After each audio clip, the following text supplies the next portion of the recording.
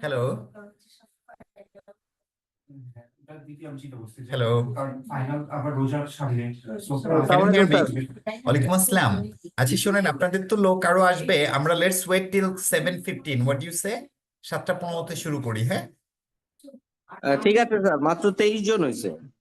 হ্যাঁ, এই জন্য একটু ওয়েট করে শুরু করি, ওকে?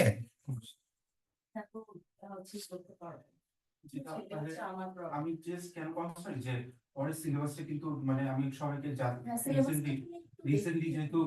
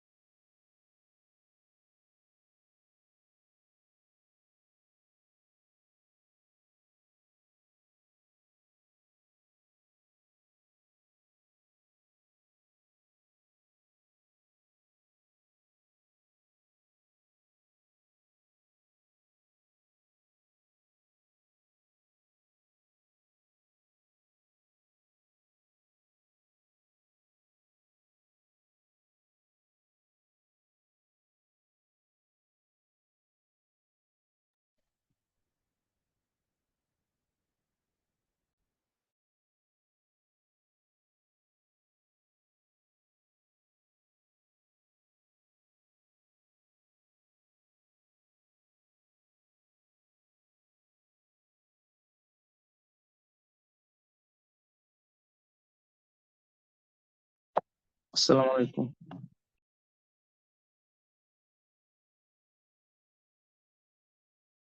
ওয়ালাইকুম আসসালাম।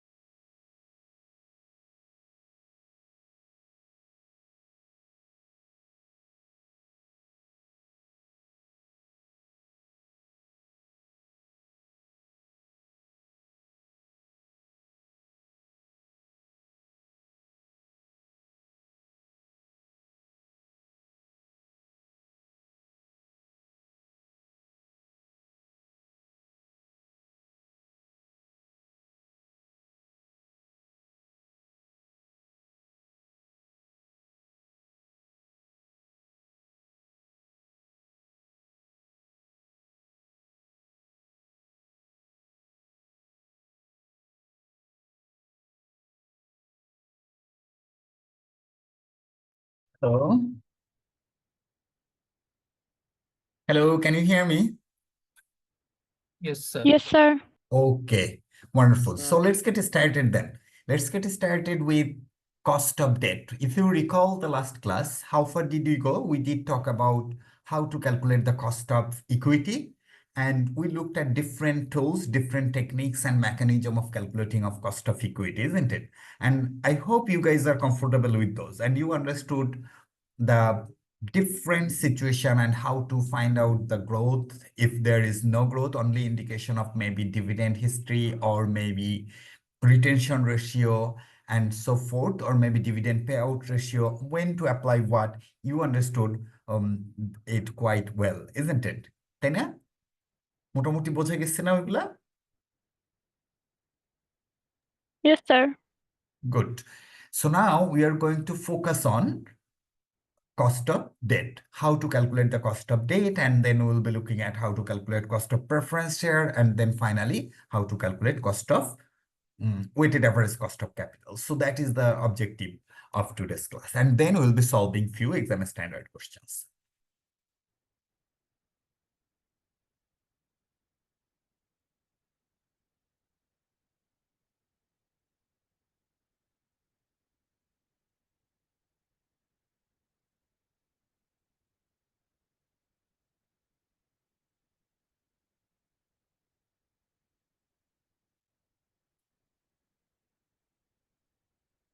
ওহাব, আমি তো ক্লাসে।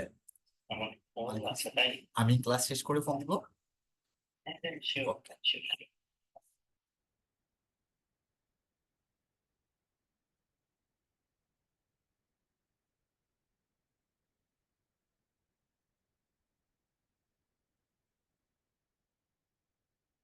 All right.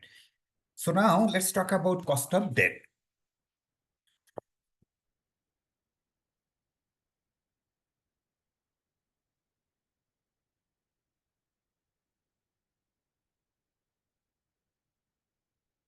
So there are two types of debt. One is redeemable, another is irredeemable. So we did look at the how to calculate the cost of irredeemable debt, right? In the last day, isn't it? আমরা last ক্লাসে দেখছিলাম না ইরিডেমেবল ডেটের cost কিভাবে করতে হয়, তাইলে এবার we are going to focus on redeemable debt. How to calculate the cost of redeemable debt. এখানে দেখেন redeemable debt হচ্ছে এরকম, imagine you are thinking of a debt. একজন বলতেছে সাউন্ড নাই, এই কথা কি ঠিক? না স্যার, না স্যার, শোনা যাচ্ছে। Okay, possibly he has got problem. আমার আবার ইন্টারনেটে বাড়ি ঝামেলা করে, প্রবলেম হলে বলেন, আমি তখন মোবাইল দিয়ে কানেক্ট করব। সো রিডিমেবল ডেটের একটা ইয়া নেন, মনে করেন nominal value of a debt or bond is 100। মনে করেন 100 টাকার করে এক একটা বন্ড। এইটার মার্কেট প্রাইস হলো, খুব কেয়ারফুলি শুনবেন কিন্তু, হ্যাঁ, market price let's say 105, okay. Interest rate say 9%, then redemption in 5 years time, 5 বছর পরে এটা রিডেমশন করতে হবে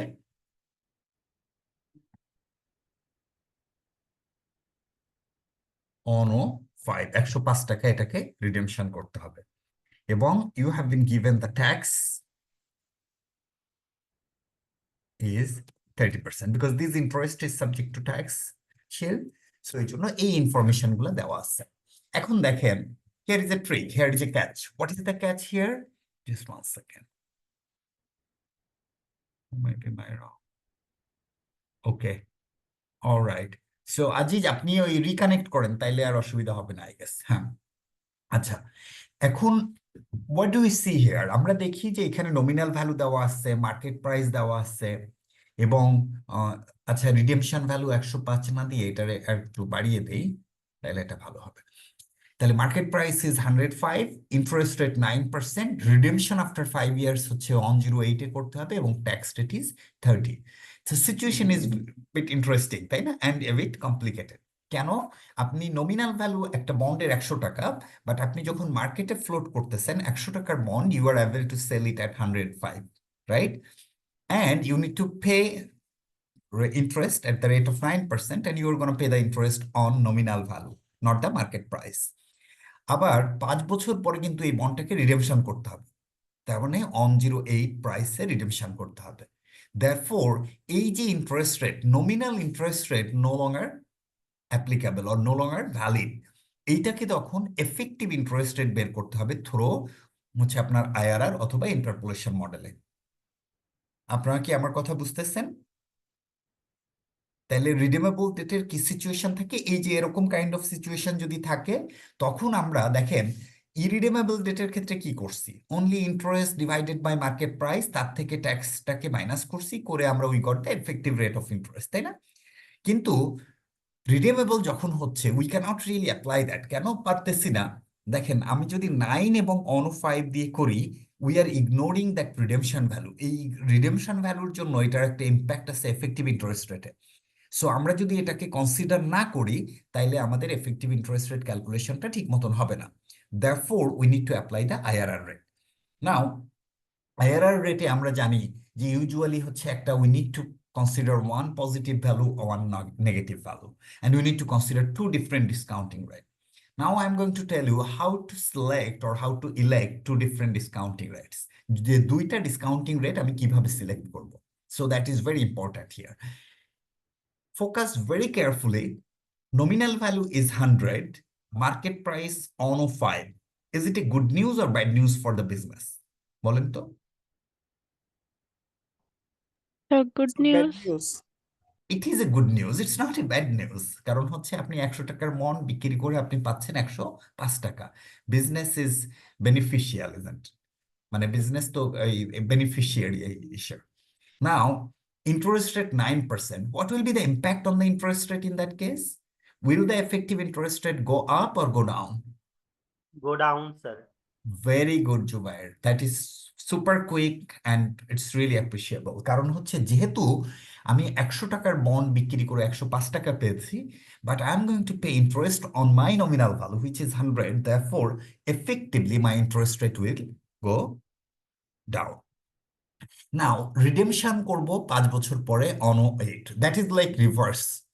আমি যখন ওই করতেছি, রিডেমশন করতেছি, তখন I need to pay on 8. I received on 5, whereas I need to pay on 8 on the top of the interest. Is it a good news or bad news? Bad news sir. Bad news. তার মানে কিন্তু আপনার এই ক্ষেত্রে effective interest rate বেড়ে যাবে।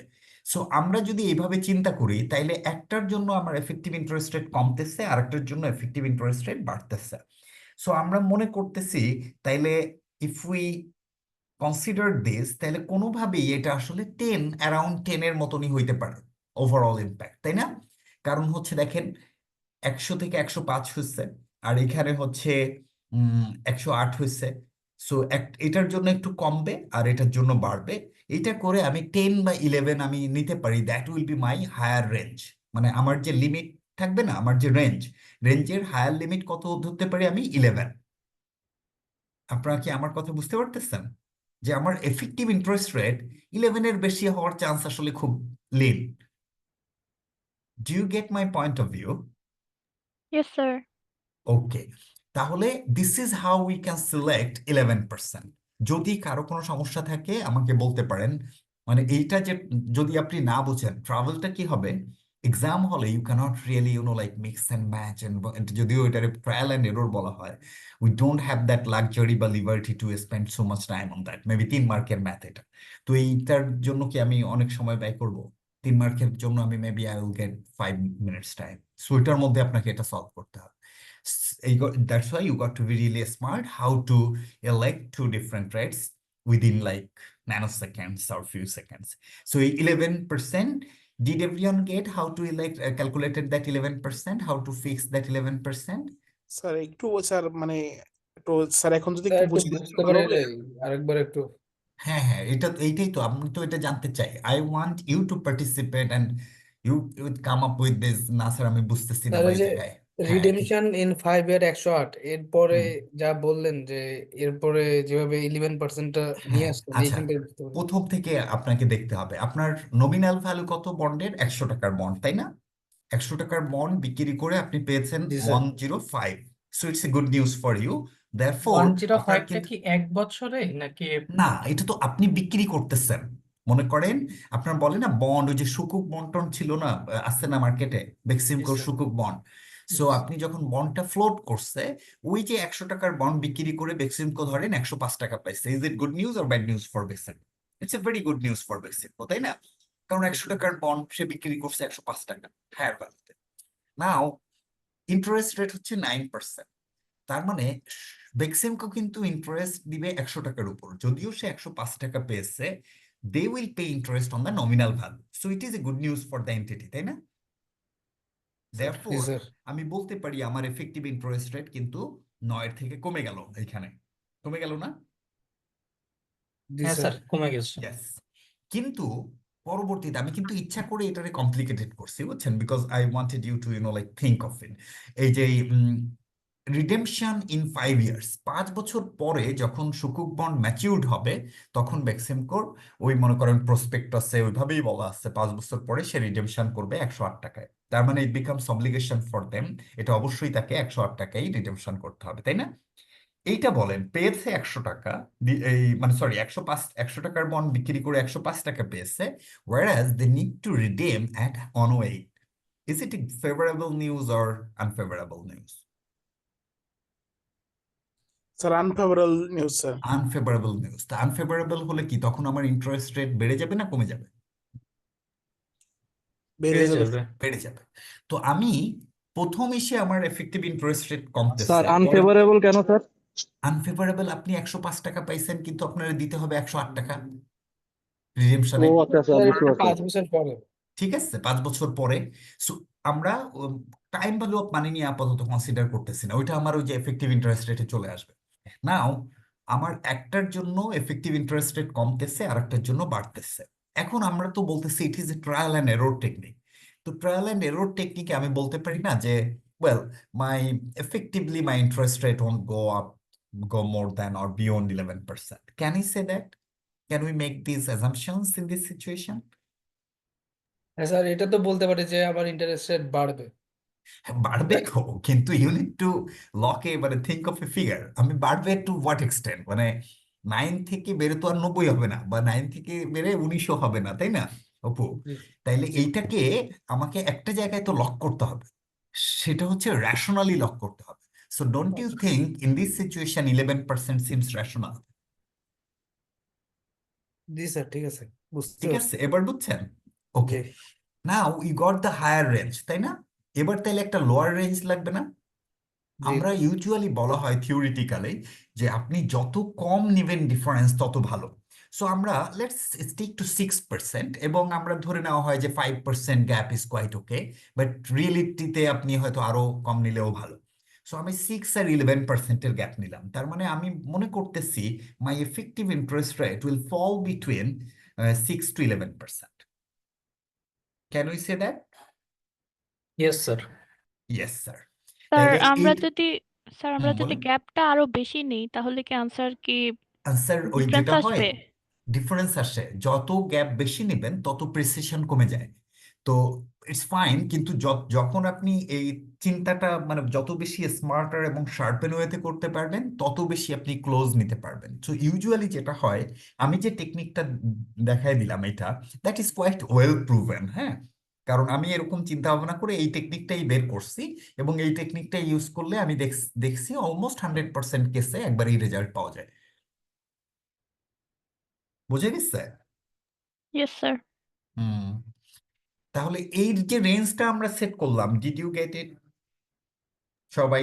হুম, yes sir. Very good. এবার আসেন, আমরা এবার ক্যাশ ফ্লোতে এটাকে করি, সে ইয়ার, তারপরে হচ্ছে আমাদের ডেসক্রিপশন। ওকে, সো 0 ইয়ারে আমরা বন্ডটাকে সেল করছি, তাই না? সেল অফ বন্ড, বন্ডটাকে সেল করে আমরা কত টাকা পেয়েছি? অন 5। এখানে কিন্তু পজিটিভ আর নেগেটিভ সাইনের একটা ব্যাপার আছে। হ্যাঁ, sorry,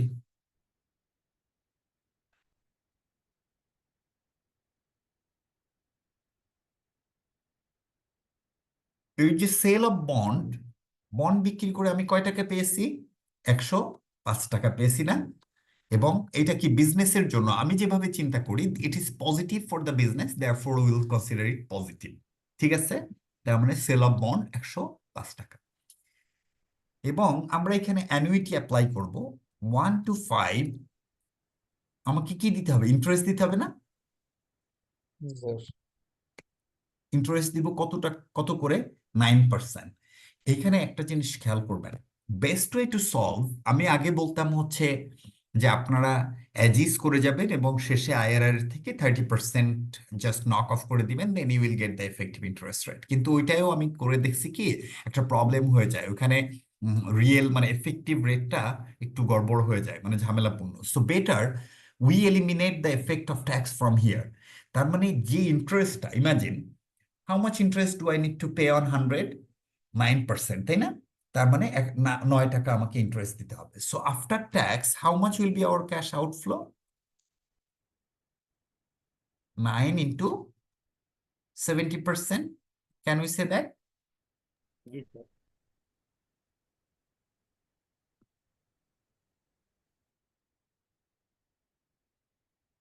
Okay, so you got 6.3. Is that correct? যে ইন্টারেস্ট মানে আমরা 9 টাকা থেকে ইন্টারেস্ট এই ট্যাক্সটাকে মাইনাস করে উই গট 6.3। এবং এটাকে দেখেন ক্যাশ আউটফ্লো, আমি বিজনেসের পার্সপেক্টিভে চিন্তা করতেছি, therefore I consider it as cash outflow. Then think of 5th year again because you need to redeem the bond. So then again we got to redemption of 100 on 8। আমরা 108 নিলাম, নিয়ে এইবার হচ্ছে আমরা ডিসকাউন্টিং ফ্যাক্টর 6%-এ আমার কত factor হয়? Factor 0% is always 1, এটা হবে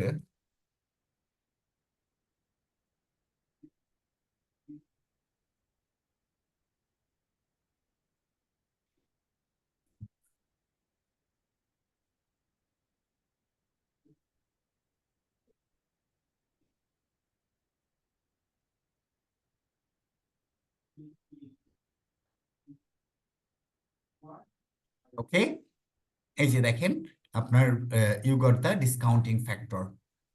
এটা স্যার নিয়ে তো আমরা কোনো সমস্যা কিসের নেই। ফর্মুলা ইউজ করলাম এখানে?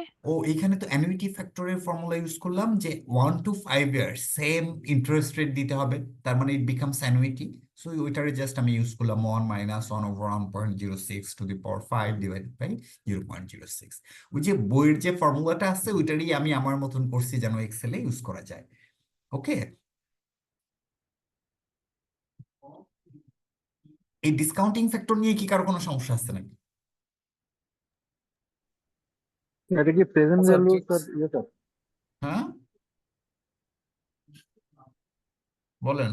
এর সূত্র শুধু বসাই দিবেন। হ্যাঁ এটা তো আপনি জাস্ট ফর্মুলা বসাই দিবেন, তাহলেই হয়ে গেল। ওকে, স্যার এটা 6% ধরলাম কেন?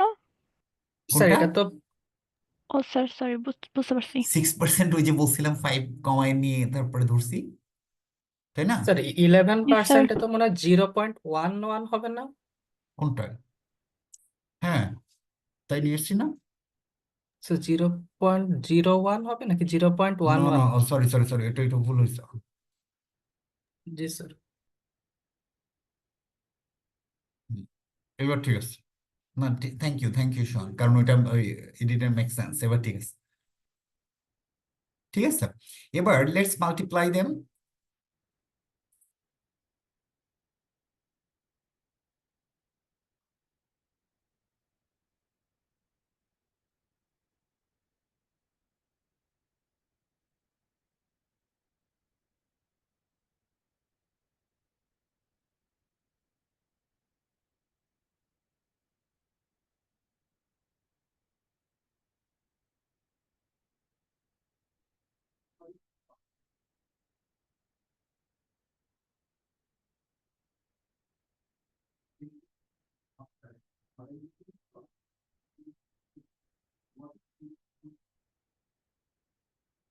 So you see, you got one positive and you got one negative. Now you apply the IRR formula. IRR formula দিয়ে দেন হচ্ছে আপনারা আমাকে একটু বলেন তো, how much is the result? How much is the effective interest rate?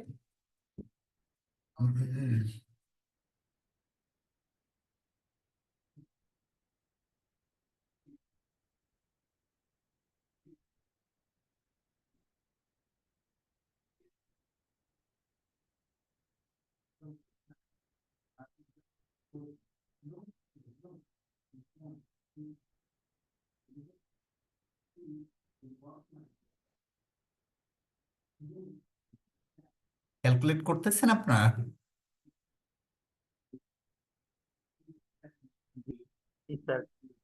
Good, করে আমাকে বলেন কত হচ্ছে।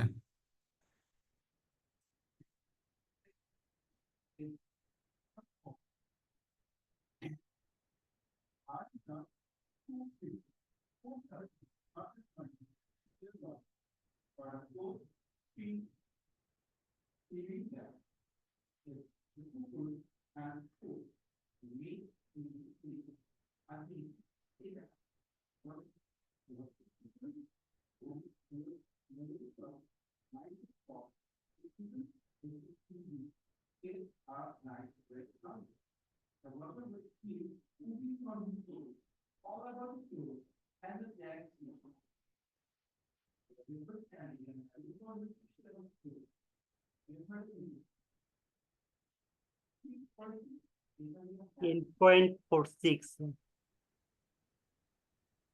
10.43. 10.43, right? 10.43%. Okay, wonderful. So that's 10.43. You see, it makes complete sense, তাই না? It is more than 9% because you said it will be higher than 9% and it becomes 10.43. মানে is it the result for everyone? Did everyone get the same result?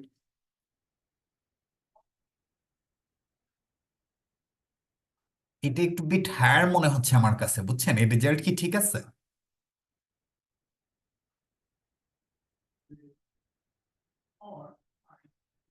Sir 6.56 এরকম আসতেছে।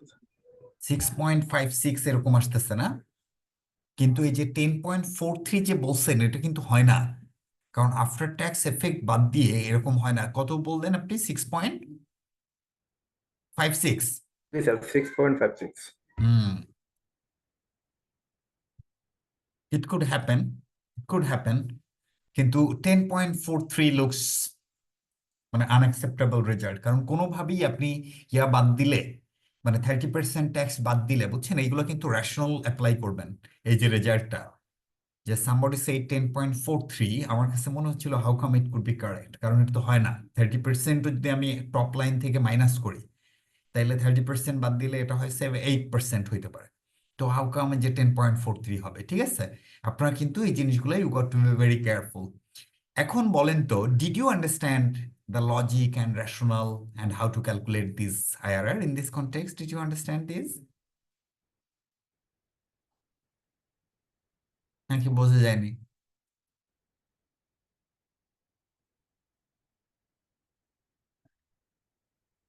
যায়নি? মনে হয় sir বোঝা যায়নি স্যার। বোঝা যায়নি? দ্যাট ইজ মুশকিল। কোন জিনিসটা বোঝা যায়নি?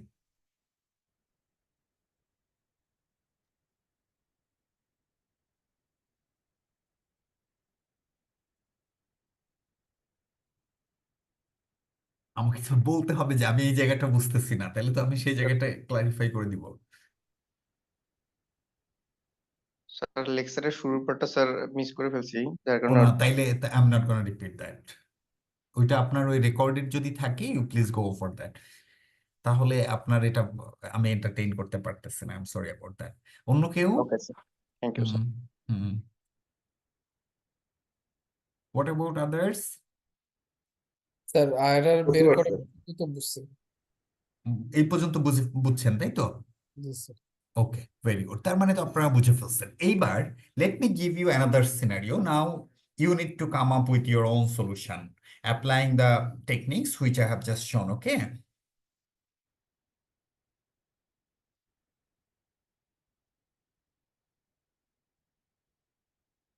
মনে করেন একটা বন্ডের ভ্যালু হচ্ছে 100, আপনি ওটাকে সেল করেছেন 98, ইন্টারেস্ট রেট এরকম এত, এবং রিডেমশন করতে হবে হচ্ছে অন 03-তে আফটার 5 ইয়ার্স বা 4-এ, and tax rate is 30.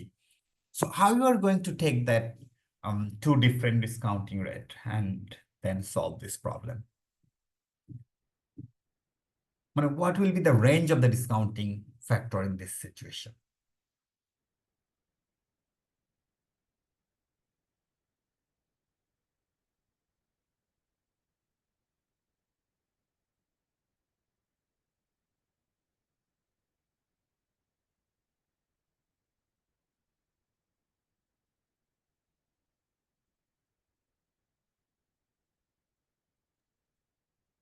Sir এখানে হায়ারটা 7 আর লোয়ারটা 2 নিলে কি পসিবল হবে? এইখানে হায়ার তো 7 নেওয়ার ঠিক হবে না, কারণ কি আপনি 98 পেয়েছেন তাই না? It's a bad G news, sir. It's a bad news, right? So sir আবার যখন আপনার রিডিমশন হচ্ছে তখন 104 হচ্ছে, আমি 4 সেই হচ্ছে, হিসেবে তার মানে এ তো ডাবল ব্লো। আপনি পেয়েছেন 98 100 টাকার বন্ড বিক্রি করে, আবার যখন রিপেমেন্ট করতে যাবেন, রিডিম করতে যাবেন, you need to pay on ও 4। তার মানে হচ্ছে এটা কিন্তু ডাবল ব্লো, দুইটাই নেগেটিভ। খেয়াল করছেন? জি স্যার। তাহলে এটা must be more than 9%। So আপনি তখন ওইভাবে নেবেন, ঠিক আছে? Maybe lower rate could be 7, higher rate could be 12, ঠিক আছে? ওর ওকে অ্যাটলিস্ট স্যার। 6-11 অথবা 7-12 এরকম নেওয়া উচিত। Did you guys get me? Yes sir. Hmm. What about others?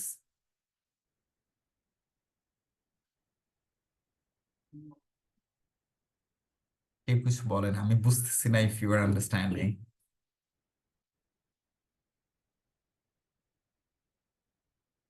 So I'm assuming আপনারা বুঝছেন তাই না? ওকে, স্যার এখন তো স্যার একটু বাড়ায় নিতে হবে স্যার, যেহেতু স্যার দুইটাই তো স্যার এখন আমাদের right. Hmm, unfavourable, right. Yes. এখন হ্যাঁ বলেন, কে কি বলতে চেয়েছিলেন?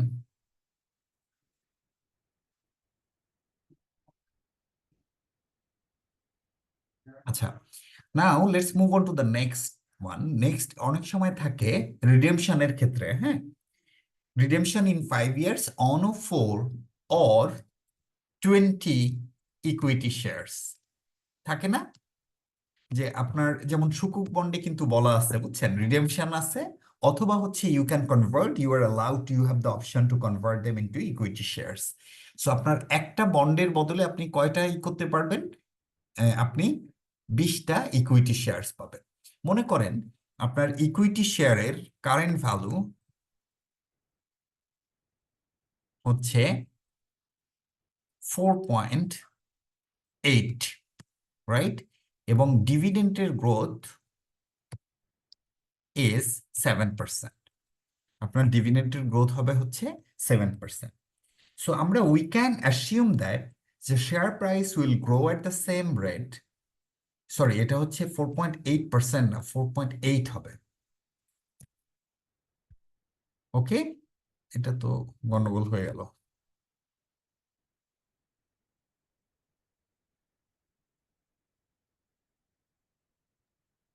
স্যার পয়েন্ট ওইটা গেছে। তার উপরে উপরে স্যার ইয়ে থেকে স্যার নাম্বার পার্সেন্টেজ এটা চেঞ্জ করে দেন। হ্যাঁ, ওইটা আমারটা চেঞ্জ করে দিচ্ছি, দাঁড়াও। ফরম্যাটে ক্লিক করলে হবে। হ্যাঁ হ্যাঁ, এবার ঠিক আছে, কিন্তু তাও তো তো যাচ্ছে না। হবে না স্যার, ওই যে উপরে যান, ওই যে দাঁড়ান, কমার ওয়েট যে ওয়েট, চিহ্নটা এটার আমি উপরে যান। করতেছি, ওয়েট। পার্সেন্টেজের পাশে এই যে কমা করে দিচ্ছে, হ্যাঁ 4.8। ওকে, তো এখন যদি 4.8 হয়, রাইট, আমার ইফ উই অ্যাসিউম, মানে এটা হচ্ছে নর্মাল থিওরি, যে share price will grow in line with the dividend growth. তার মানে কি, এটা হবে 1.07, মানে 1 প্লাস ডিভিডেন্ডের growth rate to the power কত, 5। তার মানে that will be the per share price. খেয়াল করছেন? That's growth is really high, তার মানে 6 টাকা করে। এখন তাহলে 20টা শেয়ারের ভ্যালু কত হবে? এটা 134, that's a lot. If you are the investor in this particular bond, which option you are going to take? Redemption, are you going to redeem it on 04, or you are going to take that 20 equity shares and then you sell it off and then recover or realize on 35 or on 35-ish? কত টাকা আপনি recover করবেন তখন? Equity share নিব sir. Equity share নেবেন। তাইলে যখন এরকম কনভার্সনের ক্ষেত্রে, রিডেমশনের ক্ষেত্রে অপশন দেওয়া থাকবে either at fixed price or equity shares বা অন্য কোনো অপশন থাকবে, তখন আপনাকে ওই ক্যালকুলেশনটা করতে হবে, করে দেখতে হবে কোন অপশনে বেশি টাকা হয়, and you have to think investors are rational and they are going to exercise the higher possible benefit for them. So এই জন্য আপনাকে তখন ওই হায়ার অ্যামাউন্ট দিয়েই আয়ার করতে হবে। তখন এইখানে কিন্তু 104 আর দেওয়া যাবে না, এইখানে দিতে হবে 134, 134। ওইটা ধরেই তখন ওই ক্যালকুলেশন এবং আইআরআরটা করতে হবে। Is that okay with you? জি স্যার, বুঝতে পারছি। বুঝতে পারছি, গুড। মুভিং অন, এইটাই হচ্ছে এইসব জায়গায় মেইনলি প্রবলেম হয় share. Now let's talk about preference share. Preference share is fairly easy, very easy I would say. Another element, preference share হলো, ধরেন আপনার 100 টাকার একটা শেয়ার, এটার মার্কেট ভ্যালু হচ্ছে 103 টাকা, এটার interest rate is 10%, but preference শেয়ারের ক্ষেত্রে কিন্তু there will be no element of tax. So how you are going to calculate the preference শেয়ারের এফেক্টিভ রেট? এটা করবেন ভেরি সিম্পল, 10 স্ট্রেইট 10/103, মানে এফেক্টিভলি ওই যে মার্কেটের এটা দিয়ে কত হয় সেটা দিয়ে আপনি করে দিবেন, এবং there will be no element of tax. তার মানে 9.7% is the cost of preference share. Okay, so preference শেয়ারের ক্ষেত্রে কিন্তু কোনো ট্যাক্সের এফেক্ট হবে না। So now we have calculated, we understood actually the how to calculate cost of equity, how to calculate cost of debt, and how to calculate the cost of preference share. The next step is, once you are done with the individual calculation or element wise, then হচ্ছে আপনাকে you need to move to the capital structure and convert the capital structure, market value of capital structure. So capital স্ট্রাকচারে আপনি তখন যে শেয়ারগুলো আছে equity share, preference share, debt, সবগুলার market value যেখানে যেখানে আছে এগুলোর মার্কেট ভ্যালু নিয়ে এটার ভ্যালু বের করবেন। দেন এইটার সাথে হচ্ছে আপনি এটার ওয়েট বের করবেন। ওয়েট বের করে প্রত্যেকটার যে ইন্ডিভিজুয়াল কস্ট আছে সেই কস্টের সাথে মাল্টিপ্লাই করে weighted average cost of capital বের করবেন। ক্লিয়ার?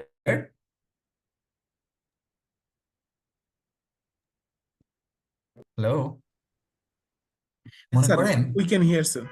হ্যাঁ না বলছি যে এগুলো কি আপনারা বুঝতেছেন নাকি আমাকে পুরো প্রসেসটা একটু দেখাই দিতে হবে?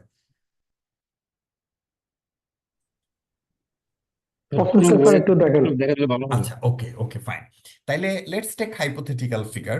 মনে করেন 200 মিলিয়ন হচ্ছে আমার শেয়ার ছিল, দেন প্রেফারেন্স শেয়ার আছে লেটস সে কত বলবো 67 মিলিয়ন, এটা হচ্ছে ধরেন 137, এইটার মার্কেট ভ্যালু সে 5 টাকা করে, এটার মার্কেট ভ্যালু 98, এটার মার্কেট ভ্যালু 103। ওকে, নাও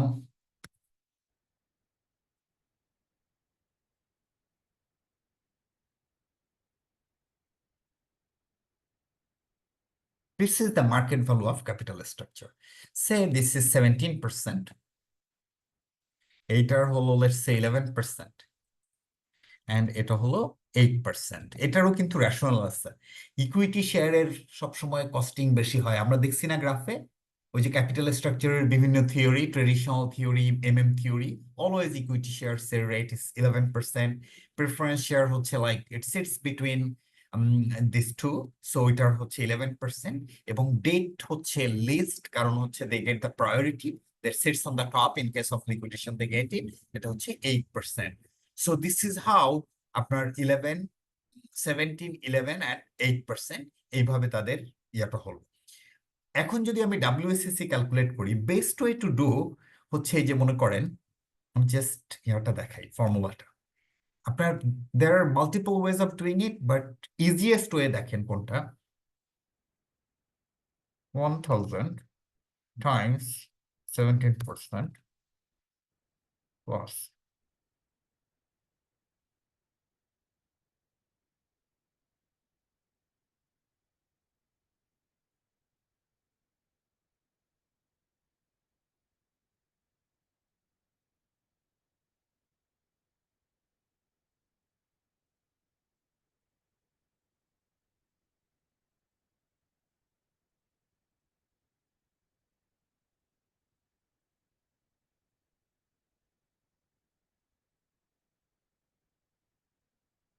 এইভাবে আপনি একবারেই এই ক্যালকুলেশনটা করতে পারেন। অনেকে যেটা করে এইখানে ওয়েটেজ বের করে আগে, সেই ওয়েটেজের সাথে আবার এটার মাল্টিপ্লাই করে করে দেন যোগটোগ করে এটা করে।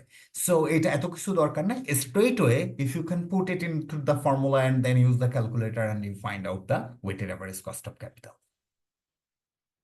Is it okay? Okay sir. Good. তাহলে এইটা হচ্ছে this is how do we calculate the weighted average cost of capital. Now what is the use of this weighted average cost of capital? First of all আমরা জানতে পারলাম যে what is the cost of fund for the company or to the company, কোম্পানির cost of fund কত। তার মানে whenever you go for any investment decision you need to make sure, you need to secure your return will be higher than your cost of capital. If the new investment opportunity generates or yield less than that cost of capital, you will be bleeding, you will be burning your own money. Okay, so you got to be very careful. Therefore we apply this weighted average cost of capital usually for investment appraisal, because investment appraisal এ যখন ওটা দিয়ে discounting করে বের করি তখন কিন্তু basically আমার cost of capital কি এবং হচ্ছে আমার ইনভেস্টমেন্ট থেকে কি আসবে, এবং ওইখানে যদি আমি দেখি পজিটিভ, তা good news, because it is going to adding up to your current wealth. আপনার কি এবার নাও ক্যান ইউ লিঙ্ক? এই যে আন্ডারস্ট্যান্ডিং গুলা ইজ terribly important. আমি এই যে কথাগুলো বলতেছি, what is the use of this discounting factor, what does the discounting factor mean, এইটার ইয়াটা কি, ইন্টারপ্রিটেশনটা কি, বুঝতে পেরেছেন? সো এই ইন্টারপ্রিটেশন গুলা যতক্ষণ পর্যন্ত না বুঝলো we can possibly calculate but we won't be able to use it smartly in the real scenario or even the exam hall. আপনারা কি আমার কথা বুঝতেছেন? জি স্যার। Yes, sir. Good. তাহলে ইন্টারেস্টিং না? তাহলে you got very good insights out of it. Now এখানে আরেকটা কথা বলবো, then we shall move to the exam standard question solution. আপনারা কি করছিলেন? ওই যে আমি বলছিলাম এই যে কস্ট অফ ইকুইটির ক্যালকুলেশন করতে বই দেখে, did you attempt some of them? মনে হয় না করছেন, দু একজন ছাড়া। করছেন? Hmm, proudly no, right? এটা আমি জানি। এনিওয়ে, এখন আসেন কিছু important theoretical bit I am going to discuss one. দেখেন ক্যাপিটাল স্ট্রাকচারে আমি I have only considered equity shares, forget about my spelling, equity shares, preference shares and debt. We have got some other elements in the capital structure. We have got retained earnings, maybe we have got revaluation reserve, maybe we have got some other reserves in that capital structure, fair value adjustment and so forth. So we haven't considered those into the WSCC. What is the reason of it? A capital structure to market value te nichi. So we only considered 3 elements. Why didn't we consider the other elements of the capital structure here for calculation of WSCC? What is the logic? What is the reason? কে বলতে পারবে এটা? আমার প্রশ্ন কি বুঝতে পারছেন আমার কথাটা? জি স্যার, বুঝতে পারছি। Yes, sir. তাইলে এখন বলেন এটার অ্যান্সার কি? স্যার কোশ্চেনটা আরেকবার করবেন কাইন্ডলি। হ্যাঁ, কোশ্চেনটা হলো, আপনি যদি ব্যালেন্স শিট নেন, ব্যালেন্স শিটের ওই যে আপনার ইকুইটি এবং এসের মধ্যে আপনি দেখবেন আমার কি কি থাকে, শেয়ার ক্যাপিটাল, রিটেইন আর্নিংস, তাই না? রিভ্যালুয়েশন রিজার্ভ থাকতে পারে, ফেয়ার ভ্যালু রিজার্ভ থাকতে পারে, প্রেফারেন্স শেয়ার থাকতে পারে, ডেট থাকতে পারে। So these are the elements of capital structure, right? তাইলে আমরা এখানে শুধুমাত্র ইকুইটি শেয়ার, প্রেফারেন্স শেয়ার এবং ডেট নিলাম, কিন্তু আমার অন্য যে এলিমেন্ট গুলো আছে আমরা ওই এলিমেন্ট গুলারে তো নিচ্ছি না, রিটেইন আর্নিংস, তারপরে রিভ্যালুয়েশন রিজার্ভ, এগুলো তো নিচ্ছি না। এটার কারণটা কি?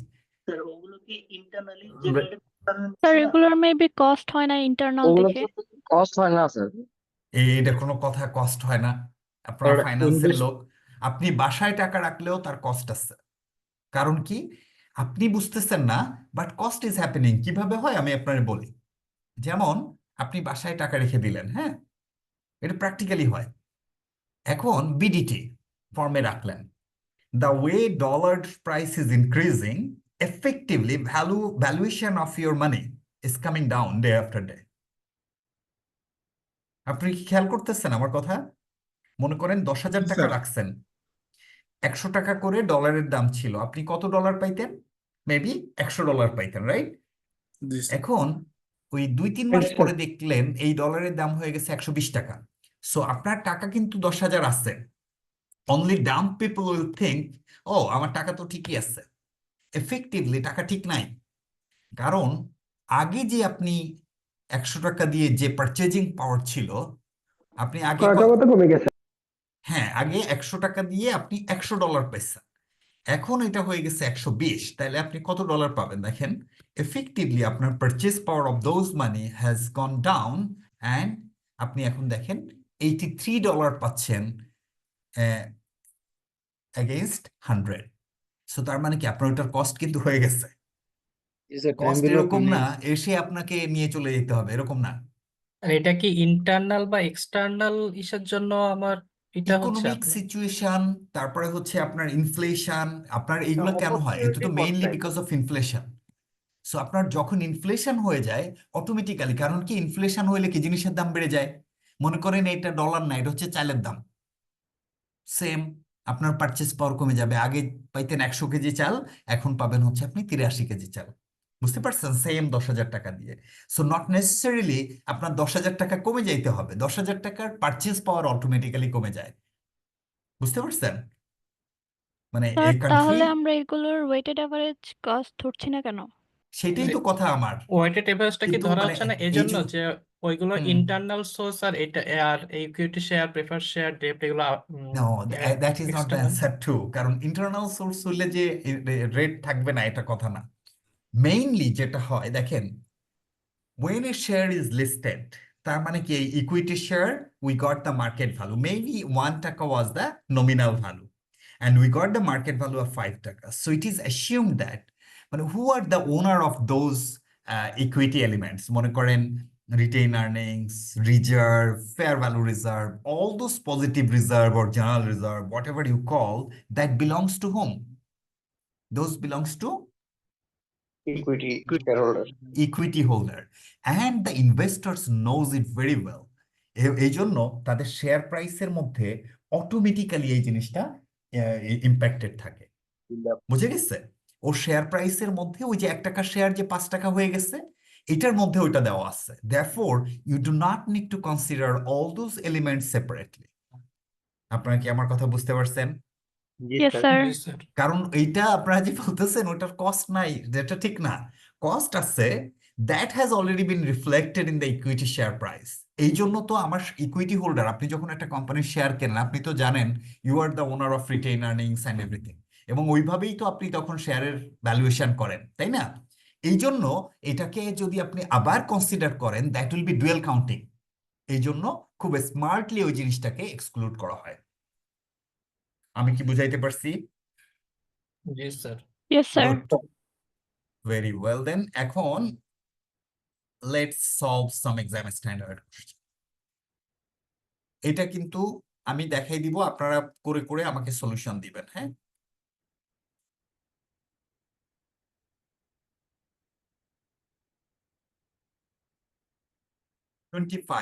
এই ম্যাথে আপনারা অনেক কিছু শিখতে পারবেন, এবং এখানে দেখবেন যে how important the interpretation of the theories are for the real exam, that you will get to understand. So listen very carefully. Oxfield Limited, a listed industrial company, is considering a major investment. The company's investment projects teams needs an appropriate rate at which to discount the estimated after-tax cash flows for the investment.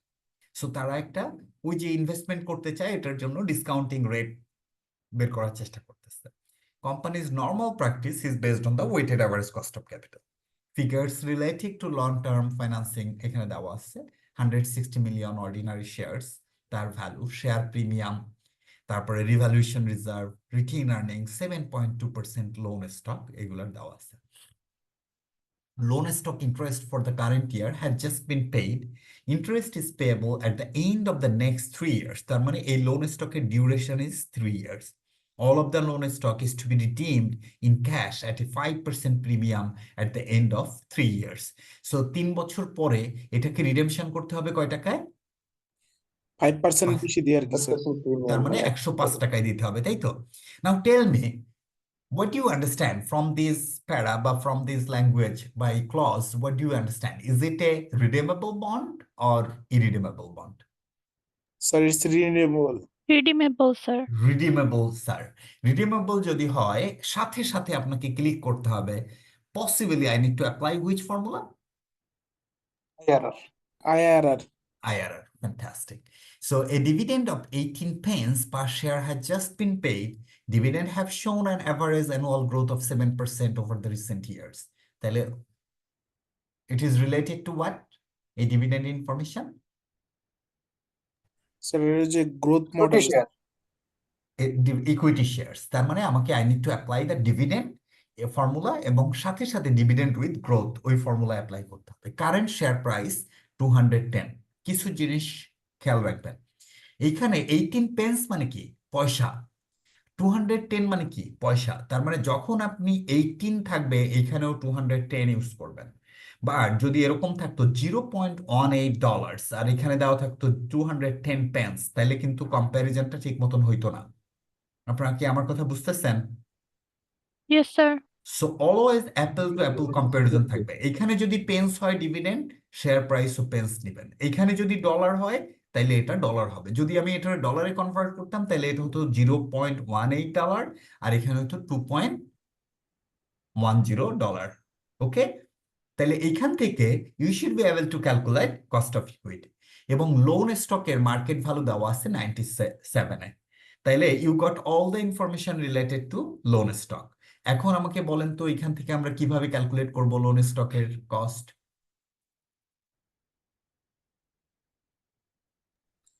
Sir আমরা ওই যে আপনি যে formula দেখালেন ওইভাবে ই করব আর কি sir. কি ফর্মুলা দেখাইছি? ওইটার নাম আছে একটা স্যার আগে আমরা স্যার দুইটা আইআরআর আরে ওইটার আইআরআর ফর্মুলা বলতে হয় বা ইন্টারপোলেশন মডেলে আমরা ওইটাকে বের করে ফেলবো, তাই তো? এটা তো পরীক্ষায় আসবে, আপনার লিখতে যদি হয় তাহলে তখন আপনার ওইটা তো আর বলতে পারবেন না স্যার যেটা দেখাইছে ওই ফর্মুলাই বলবো। এটাকে বলে আইআরআর মডেল বা ইন্টারপোলেশন মডেলে আমরা ওইটারে ই করবো। Now tell me requirement a, calculate the company's WSCC, explain your workings and assumptions which you have made, justify the basis of weightings which you have used. আপনাদের কাজ হলো WSCC ক্যালকুলেট করা, করে করে আমাকে বলেন WCC করার জন্য ফার্স্ট স্টেপ হলো calculate cost of equity, very swiftly calculate cost of equity and tell me the result. আমি আপনাদের সব শিখাই দিচ্ছি, এখন অ্যাপ্লাই করেন।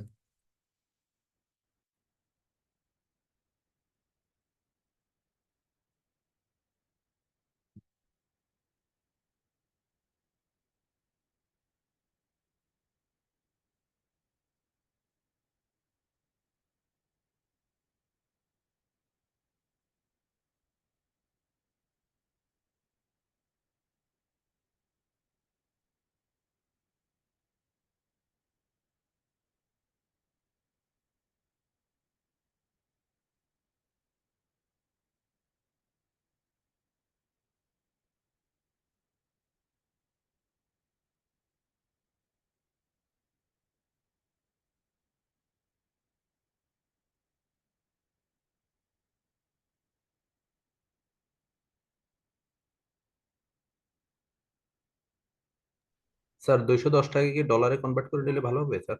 ওই যে বললাম এখানে তো 18 আছে, তো 18 থাকলে তো আর ডলারের দরকার নাই, 18 ও পেন্স 210 ও পেন্স, অসুবিধা নেই। আর স্যার 160 মিলিয়ন ওটা তো ডলারে আছে স্যার। না, 160 মিলিয়ন তো নাম্বার অফ শেয়ারস।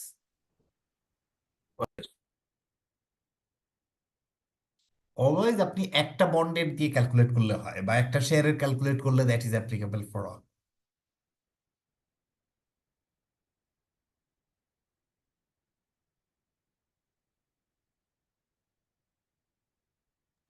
33,600। কি 33,600?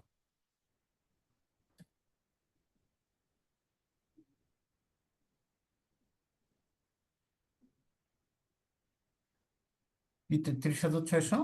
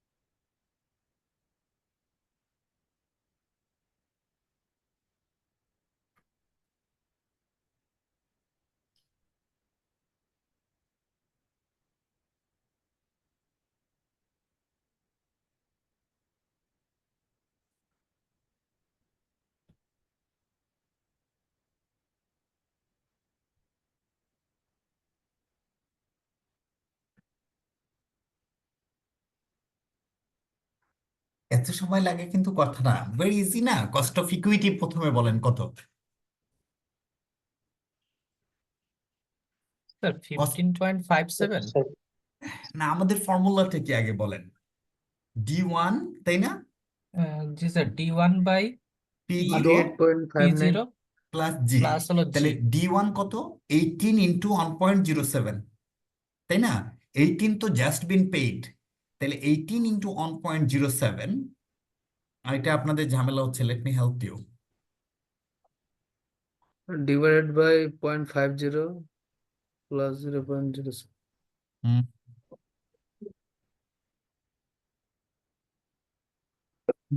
স্যার এটা 38.59 হয়েছে, এটা কি ঠিক? কি 38.5 হচ্ছে? আপনার দাদা হাজার বলতেছেন, মুশকিল হয়ে যাচ্ছে, দাঁড়ান আমি এসে আসতেছি। Coming back to you. এই যে, তাহলে দেখেন, স্যার কস্ট ইকুইটি হচ্ছে 16.17%। এই তো ঠিক আছে, এই লোক ঠিক বলছে। D1 divided by P0 plus জি, ঠিক আছে, আপনার ক্যালকুলেট ঠিক আছে। তাহলে D1 কত? D1 মানে কত? মনে হচ্ছে 18p। P ইন্টু 1.07, এটা হলো আমার D1, তাই না? ডিভাইডেড বাই P0 হচ্ছে 210। দেখেন, আমি আপনাদের এই জিনিস বলতেছি, খেয়াল রাখবেন, 18 পেন্স এই কারণে 210 দিচ্ছি। যদি এটা 0.18 থাকতো তাহলে এখানে 2.10 দিতাম। এই জিনিসগুলো খুব কেয়ারফুলি খেয়াল রাখবেন।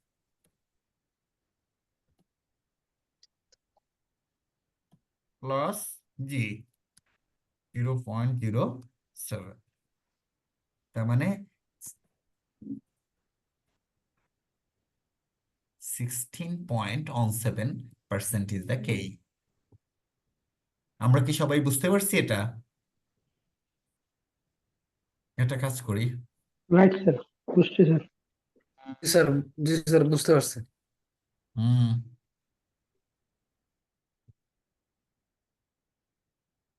এই যে আমি এখানে ক্যালকুলেশনটা দেখাই দিলাম পাশে।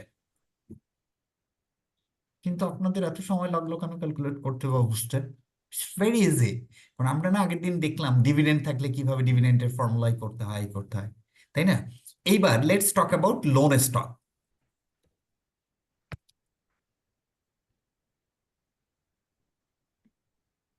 নমিনাল ভ্যালু কত? আগে প্রথমে assimilate the information. Market value কত? 97। ইন্টারেস্ট রেট কত? 7.2।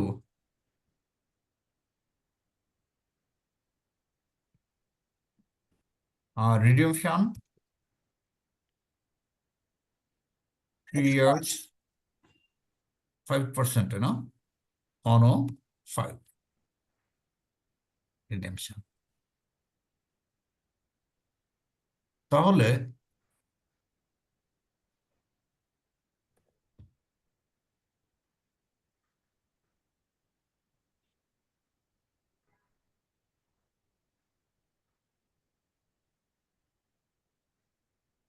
এটারে কিভাবে আমরা করব এখন? এখন আসেন,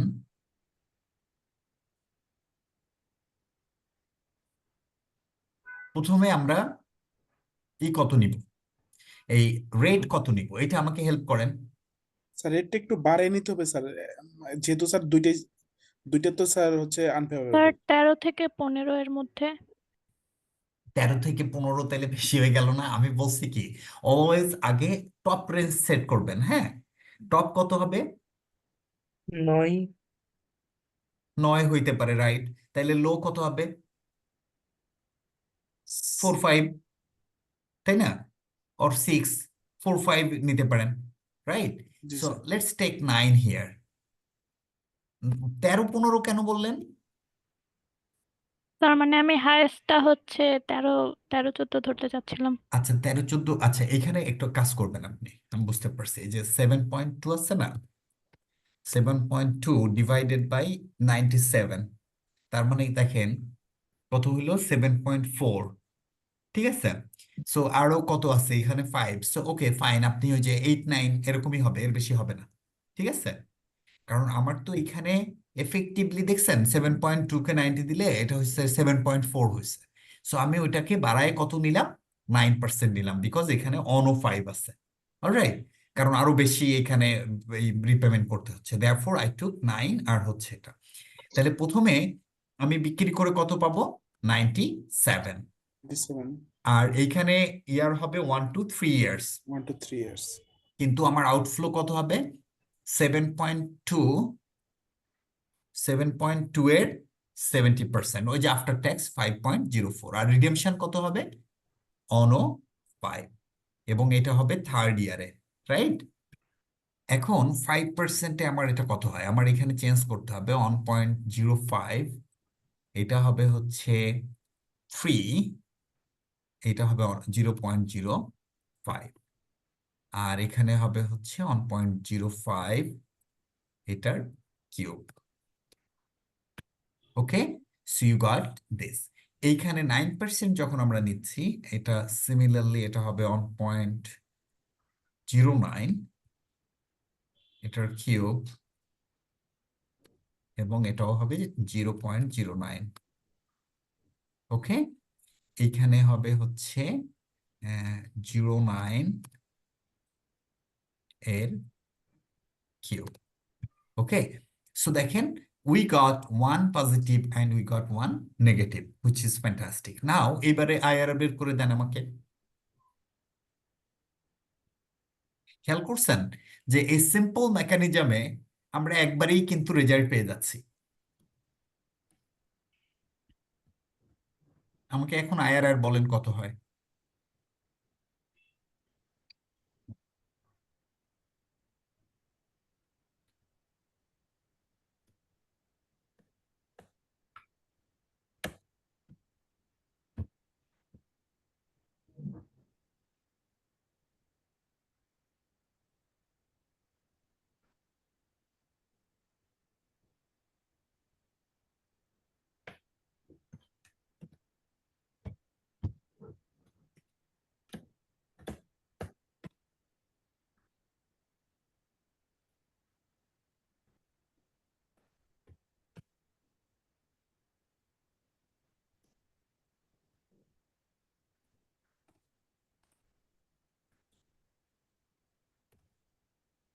six point one nine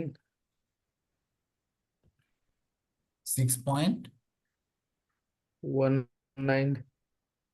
nine সবার কি এরকম হয়েছে?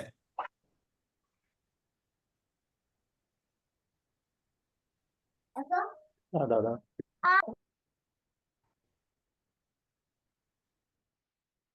6.19 সবার কি এরকম হয়েছে? একটু বলবেন, আমি একটু চেক দিয়ে দেখি যে লজিক্যাল হচ্ছে কিনা।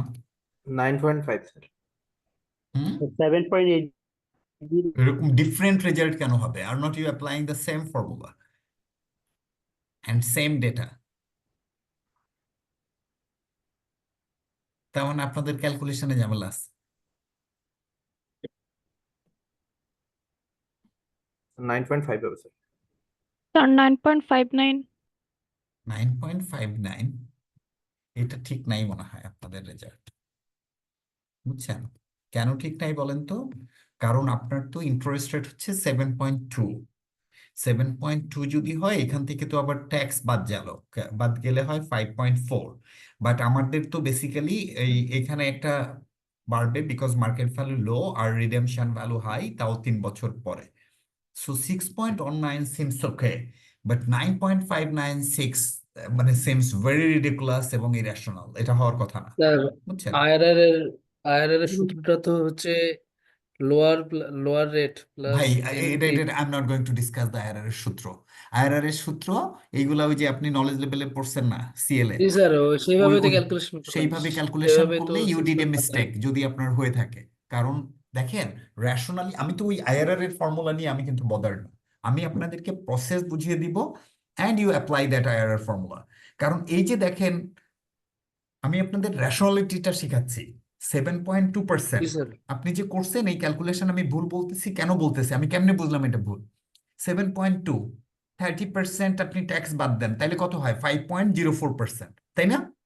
কিন্তু 5.04% হবে না, বিকজ আমার মার্কেট ভ্যালু কম নমিনাল ভ্যালু থেকে, দেয়ারফর আমার এখানে এটা একটু বাড়তে হবে। রিডেমশন ইন 3 ইয়ার্স 105, সো এখানেও আমার এটা একটু বাড়তে হবে, দেয়ারফর আমার effective interest rate will go up. But effective interest rate can't be 9.59 after deduction of tax. এই জন্য 6.19 seems very logical, I mean to me. কিন্তু আপনারা এক একজন এক এক রকমের রেজাল্ট নিয়ে আসছেন। What does it mean? It means যে you are not applying your IRR formula correctly and consistently, even within your peers. আপনার ক্লাসে আপনারা তিনজন তিন রকম রেজাল্ট বলতেছেন, বিকজ আপনারা কিন্তু একই ডেটার উপর কাজ করতেছেন। প্রবলেমটা বুঝছেন?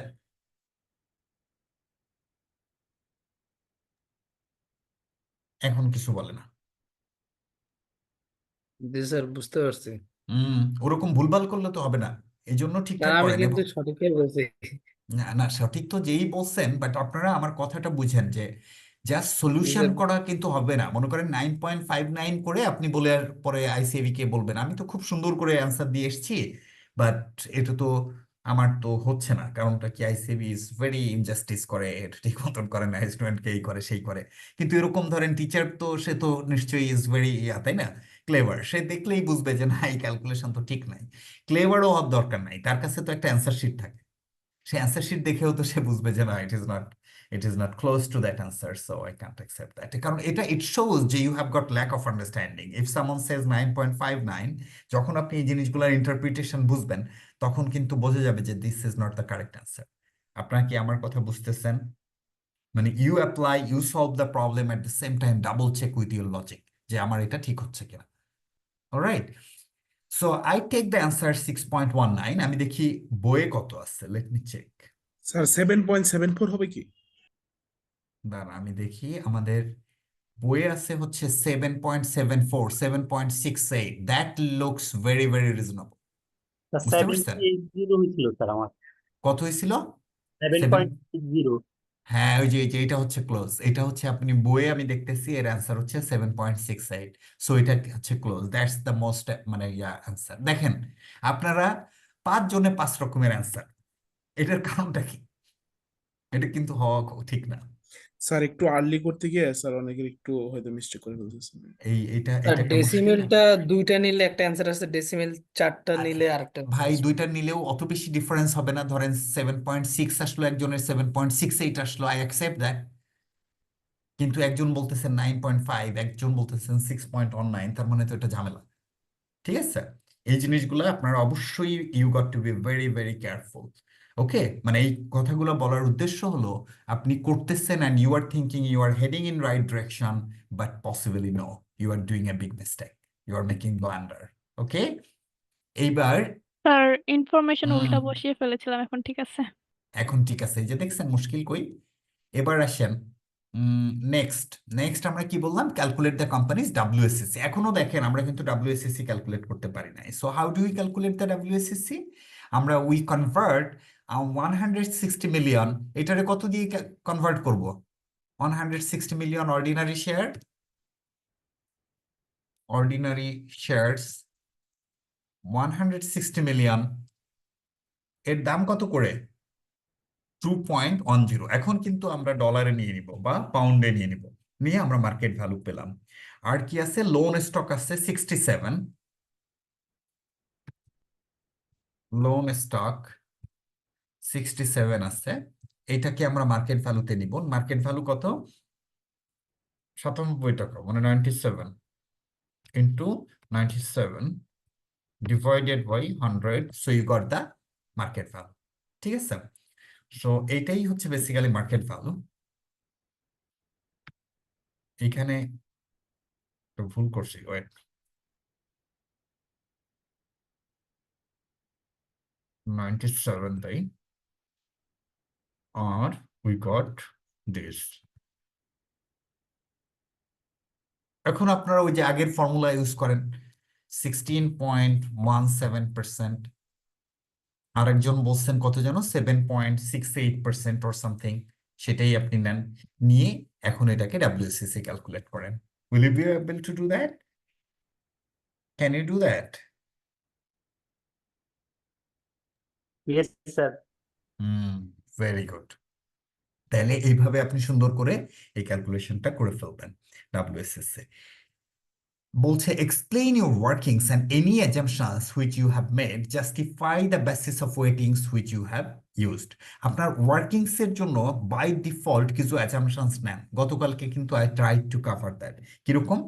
যখন আমি কস্ট অফ ইকুইটিতে ডিভিডেন্টের ফর্মুলা ইউজ করছি, what are the assumptions we have taken? Number one assumptions is dividend valuation model is valid. তাহলে আমরা কি ধরছি? প্রথম assumptions, dividend Valuation model is valid. valid. Then হচ্ছে dividend reflects the future prospect of the company. ঠিক আছে? তারপরে company will be able to attain that 7% growth rate perpetually. Then share price is fair or market is efficient. So whenever we have applied this dividend formula, these are by default assumptions we have made. আপনারা কি বুঝতেছেন আমার কথা? Yes, sir.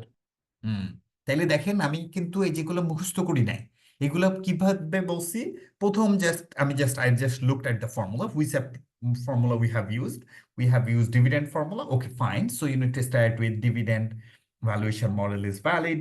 Okay, then what are the formula we have used? 18%. So dividend reflects the true history and company will be able to maintain that dividend in future.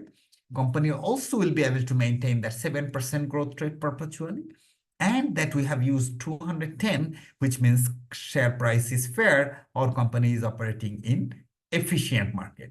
So এই যে assumptions গুলা এগুলা কিন্তু we get from the formula. Okay, similarly whenever we talk about the loan stock, আপনি বলবেন market is fair এবং এই জন্য এই যে 97 is the fair market value, interest rate in future ওই একই রেটেই থাকবে, ট্যাক্স রেটও একই সেই থাকবে, এবং এইভাবেই হচ্ছে আপনি আপনার these are the by default assumptions. Then justify the basis of weightings which you have used. আমরা একটু আগে বলছি না basis of weightings? দেখেন we have got elements of premium, revaluation reserve, retained earnings and loan stock, but we have only considered ordinary share and loan stock, but we have ignored all three elements. We have not actually ignored that because impact of all three elements has already been reflected in the share price, কারণ 50 পয়সা share price হয়ে গেছে $2.10. So আমরা এখানে যখন justify the basis of weightings বলবো, আমরা বলবো আমরা capital structure we have only considered ordinary shares and loan stock, and we haven't taken into account the premium, revaluation reserve and retained earnings, considering the fact that impact of all those elements have already been reflected in the fair market value of the shares. So this is how we have taken the weightage of the capital structure and concluded the WSSC. Are you guys okay with that? বোঝা যায় না? Yes, sir. Yes, sir. Good, তাইলে আমাদের এটা হয়ে গেল। Now it's not the end. আমি আপনাদেরকে যে জিনিসটা বোঝানোর চেষ্টা করতেছি, দেখেন এইখানে কত ছিল জানেন? 7 মার্কস। এই এতে কত মার্কস ছিল? 7। এই 7 এর মধ্যে WSCC তে দেখেন একটা পার্ট, এই অ্যাজাম্পশনস আপনি লিখবেন, ওয়ার্কিংস লিখবেন, সেখানে একটা মার্ক, আবার এই বেসিস অফ ওয়েটিংস এর জন্য একটা মার্ক। তার মানে এই 7 এর মধ্যে হার্ডলি 3 মার্কস হচ্ছে WSCC তে, আর বাকি দুইটায় 2-2 করে যদি হয় তার মানে 4 আর 3 7। তার মানে এই ক্যালকুলেশনে আপনার খুব বেশি সময় নেওয়া যাবে না। So calculation is very important and theory is equally important or even more important interpretation of that theory. Do you get my point? তার মানে খালি WSCC ক্যালকুলেশন করে if you think যে you will be able to pass, you will be able to get through, no, হবে না। বুঝে গেছে? Yes, sir. Good. So now move on to the next question.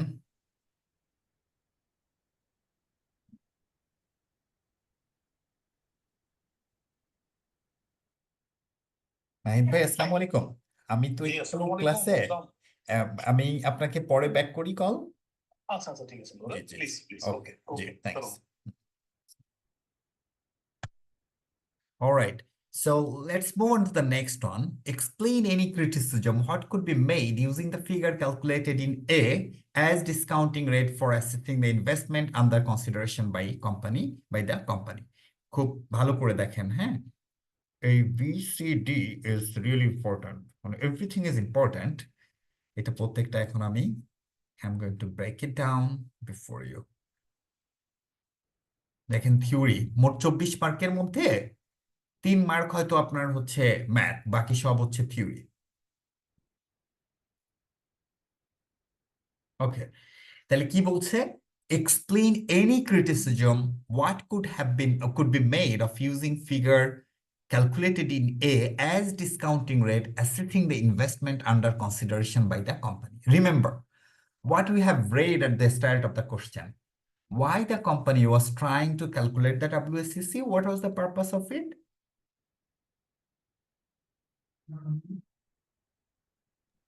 Investment decision নেওয়ার জন্য sir হ্যাঁ, investment decision for what? Sir required sir rate এর থেকে কম যদি আর্ন করে তাহলে লস হবে। না, ওইটা তো আছে, কিন্তু মানে পারপাসটা কি ছিল? Why they are trying to calculate WACC? Where they are looking for the WACC? কেন WACC ক্যালকুলেট করতে চাচ্ছিল? Because Cost they of- want an investment, তাই তো? They are considering an investment, এবং সেই ইনভেস্টমেন্ট অ্যাপ্রেজালের জন্য they are looking for a discounting rate, তাই না? Okay, so that was the story. এখন বলছে যে এই যে WACC-টা আমরা বের করলাম, whatever the rate it is, say imagine 12% or 13%। সো এই যে 12-13% আমি যে ডিসকাউন্টিং ফ্যাক্টর হিসাবে ইউজ করব for my new investment, what could be the criticism to that? ওইটার ক্রিটিসিজম কি হইতে পারে সেটা বলতে চাচ্ছে। প্রশ্নটা ইজ ভেরি ইম্পর্টেন্ট। আবার বলি, what was the purpose of calculating this WACC? Answer me. কি ছিল সেটা? নিউ ইনভেস্টমেন্ট ডিসিশন Sir, নেওয়ার জন্য appraisal of the new investment. Appraisal of the new investment, কারণ হচ্ছে they want to use it as a discounting factor. Now এখন আপনাদের কাছে জানতে চাচ্ছে, মনে করেন আপনি তো ক্যালকুলেট করে ফেলছেন 12-13% কিছু একটা হয়েছে, এই 12-13% দিয়ে আমি যে ইনভেস্টমেন্ট অ্যাপ্রেজাল করব, fine, what could be the criticism? Should we really use that discounting as discounting factor? তাইলে এইটার ক্রিটিসিজম কি হইতে পারে? বুঝতে পারছেন যে আমি যে কারেন্ট WACC কে ডিসকাউন্টিং ফ্যাক্টর হিসাবে ইউজ করব, what could be the possible criticism to that? কোশ্চেনটা কি ক্লিয়ার? Yes sir. জি স্যার Yes, sir. ওকে, এই কোশ্চেন ফ্রিকোয়েন্টলি পরীক্ষায় আসে, 5-6 মার্কের চলে আসে। দেখেন 7 মার্কস আসছে এটা। এটা very easy if you understand. যদি না জানেন তাহলে এটার অ্যান্সার দিতে পারবেন না। তাইলে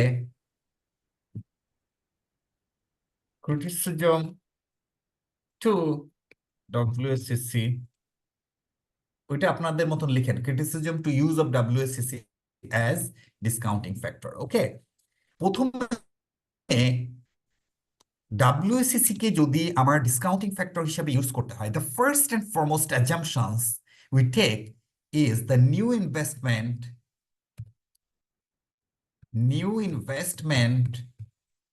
carries similar business risk. You understand what I mean?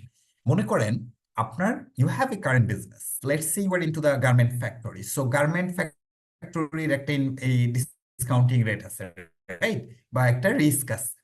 এখন ওইটার জন্য আপনার ক্যাপিটাল স্ট্রাকচার আছে and you have calculated WACC. Now you want to apply that for acquisition of, now আপনি একটা আইটি কোম্পানি কিনতেছেন। ওকে, এই আইটি কোম্পানির অথবা আপনি ফার্মা কোম্পানি, মানে আপনি ডিফারেন্ট, মানে ইসে নাই, এই ধরেন আপনি আর নাই। সো তাইলে আপনার ওই বিজনেস থেকে now you are trying to invest some other business segment, তখন কি আমার রিস্কটা সেম থাকবে? No, sir. যেহেতু sir No, industry sir. different. কথা বোঝা যায় না? কি বোঝা যাবে স্যার বলছি কি, মনে করেন আপনার একটা বিজনেস আছে, আপনি হচ্ছে you are the owner of a garment company. এখন garment company is doing fantastic. এখন আপনি you want to divest your, not divest, I mean আপনি এটাকে আরো বেশি করতে চান, এক্সপ্যান্ড করতে চান, and now you are thinking of diversification and you want to invest in an IT company. এখন garment company is investing in IT company. So do you think those two business have the similar business risk? No sir. No. বুঝে গেছে? তার মানে WACC আমি যদি current বিজনেসের, আমি যে WACC ক্যালকুলেট করছি এটা কোন বিজনেসের কনটেক্সটে করছি? গার্মেন্ট, জি স্যার। রাইট? জি স্যার। আমি এখন দেখেন রেশনালি চিন্তা করেন, should I apply that garment discounting factor for IT company? No sir. No, IT sir. company has got very different risk pattern and you should not really use it. So এটার criticism to WSCC as discounting factor is investment carries similar business risk. যে এই যে new investment বা এখানে দা new investment বলে দিই তাহলে এটা ভালো হবে। তাহলে নিউ ইনভেস্টমেন্ট যদি সিমিলার বিজনেস রিস্কে না থাকে তাহলে এটা ইউজ করা উচিত না। ক্লিয়ার? ওকে, মনে থাকে যেন। নাম্বার 2, দেখেন WSCC is the function of debt and equity, তাই না? ডেট অ্যান্ড ইকুইটির কিন্তু একটা মিক্স আছে। আমার মনে করেন 70% ইকুইটি 30% ডেট, আমার current capital structure. Now we are investing in a business where my current capital structure or mix of capital structure won't be maintained because I'm going to pursue very different strategy of financing. So do you think the new investment or will have the similar level of WSCC? মনে করেন এটা garment company, এই garment কোম্পানির আরেকটা garment কোম্পানিতে আমি invest করতেছি, কিন্তু মাই ক্যাপিটাল স্ট্রাকচার ইজ চেঞ্জিং। ওই কারেন্ট আছে 70-30, আমি ওইখানে মনে করেন অল ইকুইটি নিলাম অথবা অল ডেট নিলাম, অথবা আমার কারেন্ট যে মিক্স আছে এটারে আমি অল্টার করে ফেললাম, চেঞ্জ করে ফেললাম, হইতে পারে না? So if it really happens, the capital structure mix get changed, তাইলে কি আমার কারেন্ট WSCC ঠিক থাকবে? নো স্যার, ঠিক নো আছে। স্যার। এটা ওই আমার এই বানান টানানে ইয়া করেন না, এটা হচ্ছে মিক্স অফ ক্যাপিটাল স্ট্রাকচার হবে, হ্যাঁ, বা ক্যাপিটাল স্ট্রাকচার এর যে মিক্স আছে এটা যদি চেঞ্জ হয়ে যায় তাহলে কারেন্ট WSCC হওয়া যাবে না। তাহলে বুঝতে পারতেছেন আপনারা, তাই না? জি স্যার। নাম্বার 3, আরেকটা অ্যাজাম্পশনস দেখেন। ধরেন ক্যাপিটাল স্ট্রাকচারের মিক্স ঠিক আছে, কিন্তু you have the current interest rate of 9%, but whenever you are investing in a new project, the banker is very reluctant to give you 9%. They are increasing the rate to 10%. তোর মানে যদি interest rate যদি change হয়ে যায় তাহলে কি WSCC change হয়ে যাবে না? জি স্যার। Yes sir. সো আমার ইন্টারেস্ট রেট যদি চেঞ্জ হয়ে যায়, interest rate gets changed, so তখনও কিন্তু আপনার কারেন্ট WSCC ইউজ করা যাবে না। অথবা আপনি এটার সাথে আরো নিয়ে আসতে পারেন, যদি ইনকাম ট্যাক্স চেঞ্জ হয়ে যায়, দেখা গেল আপনি এমন একটা বিজনেসে করতেছেন অথবা সিমিলার বিজনেস, বাট এরকম হয় না যে এক্সপোর্ট প্রসেসিং জোনে আছে একটা আর একটা হচ্ছে বাইরে আছে, সেম বিজনেস কিন্তু ডিফারেন্ট ট্যাক্স ট্রিটমেন্ট, তাই না? From the tax point of view. Yes তো স্যার। এরকম যদি হয়ে যায় income tax rate gets change, মানে আপনি দেখেন কোথায় কোথায় ইয়া হলে এটা হতে পারে। ইনকাম ট্যাক্স যদি চেঞ্জ হয়ে যায় তাহলে আমার WSCCও চেঞ্জ হয়ে যাবে। লেটস সে এটা নাম্বার 4। শেষে বলা হয়েছে একটা এক্সেপশন আছে। এক্সেপশন কি? এক্সেপশন হলো লেটস সে আপনার নিউ ইনভেস্টমেন্ট এটার কোনোটাই মেইনটেইন করে না, different business risk, capital structure change, interest rate change, আপনি ইনকাম ট্যাক্স এই ইনকাম রেট লিখছি, ইনকাম ট্যাক্স রেটও চেঞ্জ, সবগুলো আপনার এটা ম্যাচ করতেছে না, ঠিক আছে? সো ম্যাচ না করলেও still you can use WSCC provided that new investment is very insignificant. New investment is insignificant and only then you can apply the WSCC because you don't want to be bothered. আপনি ওই জিনিসটি একটু bother করতে চান না, এটা এত insignificant, ওকে এই যেটা আছে কারেন্ট WSCC দিয়ে এটা ডিসকাউন্ট করে ডিসিশন নিয়ে নাও। It's not worth of calculating WSCC again and then do the discounting. আপনারা কি আমার কথা বুঝতেছেন? জি স্যার। জি স্যার, বুঝে গেছি। তাইলে এবার বলেন তো কেউ এটা দেখে দেখে সুন্দর করে আমি কি বললাম এতক্ষণ?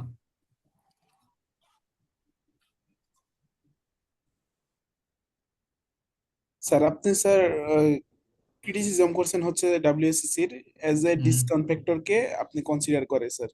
হুম। তার মধ্যে স্যার প্রথম আপনার ক্রিটিসিজম হচ্ছে the new investment carry similar business risk. মানে হুম। আপনি স্যার এটা বোঝাতে চেষ্টা করেছেন যে স্যার আমি যে WSCC-টা বর্তমান যে আমার যে বিজনেস এটাকে হুম। কনসিডার করে আমি অন্য একটা জায়গায় ইনভেস্ট করব, আমি ওইখানেও আমি মনে করতেছি যে সেম অ্যাজ লাইক আমার যে এখন হ্যাঁ, বিজনেস এটা, কিন্তু তখন হচ্ছে আমরা WSCC ইউজ করতে পারবো কারেন্টটা। যদি ডিফারেন্ট হয়ে যায় তাহলে আর করা যাবে না। জি স্যার করা যাবে না স্যার। হুম। তারপরে ভেরি গুড।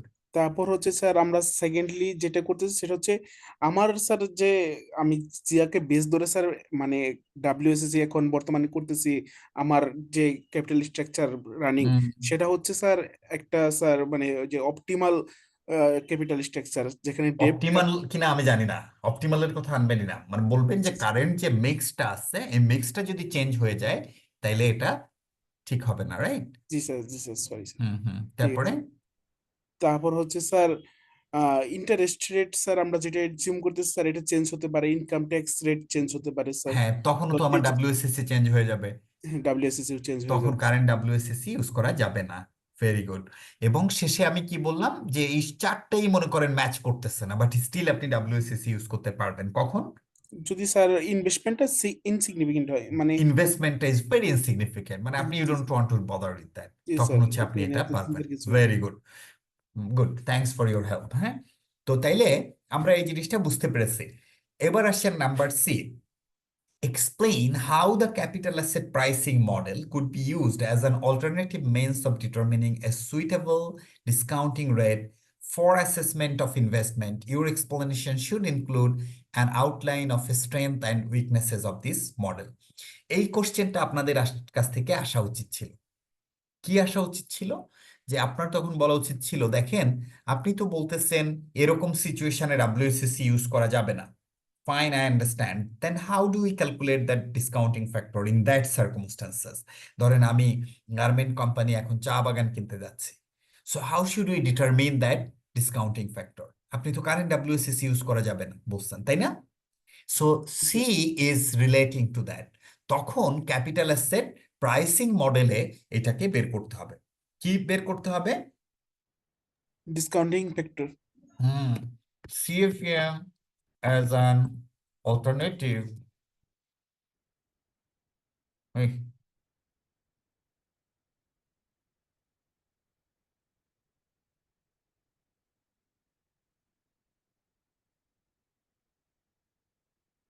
to WSSC। তাহলে প্রথমে আমি WSSC এর অল্টারনেটিভ হিসাবে CAPM কে ইউজ করতে চাই, তাহলে কি করতে হবে? Find out step 1। স্টেপ 1 হলো find out a similar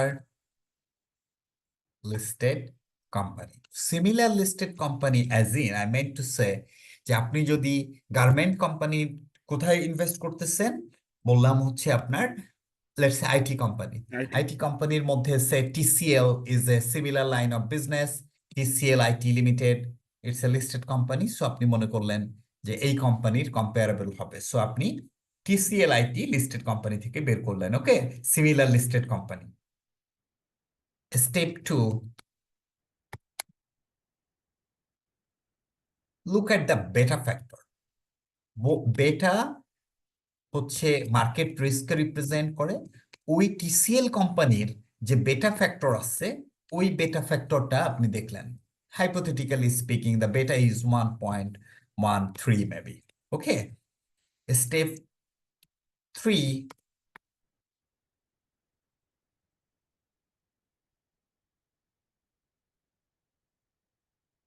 আনগিয়ার দা বেটা। এই যে বেটা, বেটা কিন্তু দুই রকম, একটা হচ্ছে গিয়ার বেটা আর একটা হচ্ছে আনগিয়ার বেটা। এটা কি আমি আপনাদের বলছি? গিয়ারিং বেটা মানে হচ্ছে যার মধ্যে ডেট এবং ইকুইটির ইম্প্যাক্ট থাকে, আনগিয়ার মধ্যে শুধুমাত্র ইকুইটি বেটা থাকে। দেয়ারফোর এইটা যদি গিয়ার্ড বেটা হয় তাহলে আনগিয়ার্ড বেটাতে আপনার অবশ্যই এটার থেকে কম হবে। লেটস সে আনগিয়ার করে আমার রেজাল্ট হচ্ছে 1.02। দেয়ার ইজ এ ফর্মুলা, আমরা ওটা পরে দেখবো, বাট আপাতত লজিকটা বুঝে রাখি। আমরা কি লজিকগুলো বুঝতেছি? জি sir okay, step 4,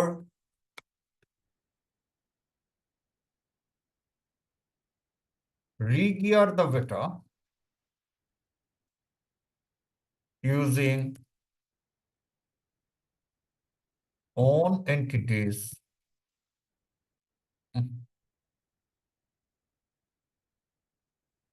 capital structure.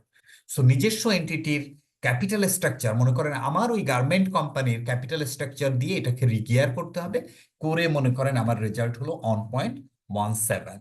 দেন এইটাকে অ্যাপ্লাই করে সিএপিএম মডেলে risk free rate, market rate ওইগুলা দিয়ে আমি তখন কেই বের করব। ওকে, এবং আমার কেডি তো যেভাবে আছে ওইটা বের করলাম। দেন আমরা কারেন্ট ক্যাপিটাল স্ট্রাকচার দিয়ে রিভাইজ ডাব্লিউএসসিসি ইউজ করব, বের করব। That WSCC we can apply for TCL limited. তার মানে আমি কি কাজ করলাম, ওর বিজনেস রিস্কটাকে কিন্তু আমরা এখানে কনসিডার করে ফেলতেছি।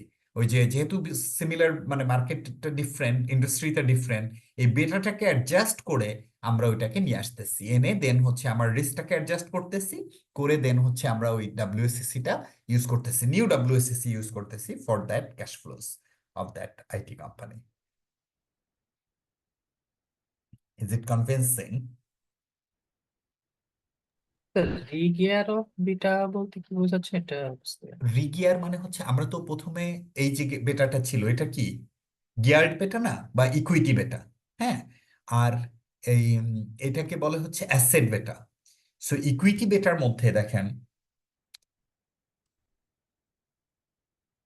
বোথ ইকুইটি প্লাস ডেটের ইম্প্যাক্ট থাকে, এটার মধ্যে শুধুমাত্র ই এর ইম্প্যাক্ট থাকে, ইকুইটি। সো এইটা যখন আমরা আনগিয়ার করলাম, তার মানে এটাকে নিউট্রাল করলাম, করার পরে আমার গার্মেন্ট কোম্পানির যে ক্যাপিটাল স্ট্রাকচার আছে সেই ক্যাপিটাল স্ট্রাকচারে এটাকে বসিয়ে এটাকে আবার রিগিয়ার করব, মানে এটার ডেট এবং ইকুইটির ইম্প্যাক্টটাকে এখানে নিয়ে আসবো। এটা ফর্মুলা আছে, এই স্যার এটা ফর্মুলার কি মাধ্যমে আমরা এটা ওই করতে যে হয়। সিএমএল আর এসএমএল করেছি ওইটা? ওই যে আপনার বেটার বেটার ইয়াটা করি, সিএমএল এসএমএল বলে কিনা আমি জানি না, ওইটা হচ্ছে যে ফর্মুলাটা আছে, স্যার একটা যে ফর্মুলা বলে আছে। যে capital market line and security market line. এই যে দেখেন আমি বলি, এটা হচ্ছে অ্যাসেট বেটা ইকুয়াল টু, ওইটা না, equity beta into E divided by E plus T into 1 minus T. So এই ফর্মুলা দিয়ে বেসিক্যালি আমরা এই অ্যাসেট বেটাটাকে, এই ইকুইটি বেটাকে অ্যাসেটে কনভার্ট করি। ওকে, খেয়াল করেন,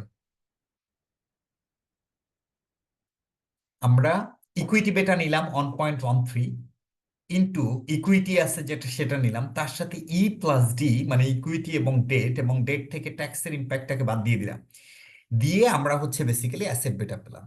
সো এই জায়গায় কত ছিল 1.03, এইটাকে আমি আমার কোম্পানির ক্যাপিটাল স্ট্রাকচারে আবার অ্যাপ্লাই করব, করে এটাকে দেন হচ্ছে আমরা পেলাম 1.17। এগুলো আছে, আমাদের ম্যাথ আছে একটা, সেটা থেকে বুঝতে পারবেন। আপাতত থিওরি বুঝে রাখেন যে হাউ টু মানে find out the alternative CAPM, যখন আমি ডাব্লিউএসসিসি ইউজ করতে পারবো না তখন কিভাবে আমরা এটা বের করব। মোটামুটি কি বোঝা গেছে এখন? Yes sir. ওকে, তাহলে এই যেটা আমরা এটার পরে কিন্তু ডাব্লিউএসসিসি বের করব, ডাব্লিউএসসিসি বের করেই করব। ওকে, এখন আপনাকে জানতে চাই, সেটা কিন্তু শেষ হয় না এখনো। Your explanation should include an outline of the strength and weaknesses of the model. এই যে মডেলের স্ট্রেংথ এবং উইকনেসেস কি, সিএপিএম এর স্ট্রেংথ এবং উইকনেস কি আমি আগের দিন বলছি। স্ট্রেংথ কি, সিএপিএম লুকস সায়েন্টিফিক, তাই না? তারপরে betas are readily available, that gives the percentile figure, it's easy to interpret. আর যদি আমি উইকনেসেস এর কথা বলি, আমরা এটা হচ্ছে হিস্টোরিক্যাল বেটা, তাই না? ফিউচার বেটাকে কনসিডার করা হয় না, doesn't consider the dividend pay out ratio, তাই না? কিভাবে আমার ডিভিডেন্ডটা দেওয়া হবে, এই যে সব জিনিসগুলো। তারপরে রিস্ক ফ্রি রেট যেটা আমি নিচ্ছি, ইট মাইট গেট চেঞ্জড, আমরা অ্যাসিউম করে দেই মার্কেট রিটার্ন অলওয়েজ সেম থাকবে, বাট ইন ফিউচারে market return might get changed, এই জিনিসগুলো তো আমার নেওয়া হয় না কনসিডারেশনে। So these are the weaknesses. মানে if you look at the formula you can come up with lots of strength and weaknesses, but you need to think of the marks, কয় মার্কস? যদি 3 মার্কস থাকে আপনি maximum 5-6টা point লিখবেন, এর বেশি লেখা ঠিক হবে না। ওকে, because from that question you are not going to get more than 3, right? So you got to be really smart in the exam hall. কারণ এক্সাম দেওয়া কিন্তু হচ্ছে ইট জাস্ট স্মার্টনেস, আন্ডারস্ট্যান্ডিং, আর আপনি ওই সময়ের মধ্যে কত সুন্দরভাবে অ্যান্সারটা দিতে পারবেন। ওকে, তাহলে কি আমরা বুঝতে পেরেছি? Yes sir. হুম, তাহলে আমাদের এটাও হয়ে গেল, তাই না? দেখেন এবার আমরা কোশ্চেনটা আরেকটু দেখি।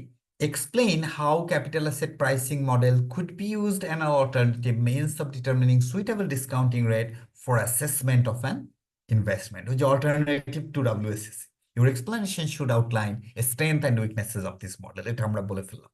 Explain what would have been the effect of WSCC in theory and in practice of company having different debt and equity ratio. কোম্পানির যদি ডিফারেন্ট ডেট ইকুইটি রেশিও থাকে তাইলে in theory and in practice কি আপনার হইতে পারে, মানে impact হইতে পারে ডাব্লিউএসসিসির উপর। এই যে এটা হচ্ছে ক্যাপিটাল অ্যাসেট, ক্যাপিটাল স্ট্রাকচারের যে ফর্মুলা থিওরি আমরা দেখছি না, different model, we have seen three models.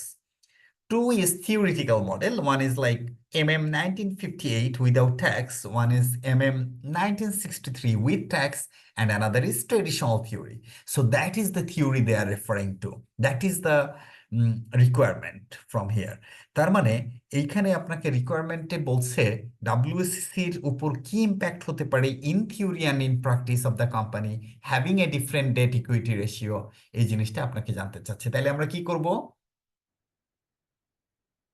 এইখানে ওই যে ট্রেডিশনাল যে মডেলটা আমরা দেখছি মনে আছে, ওই যে আমরা ছবি এঁকে এঁকে দেখছিলাম, that Yes, model sir. You need to explain.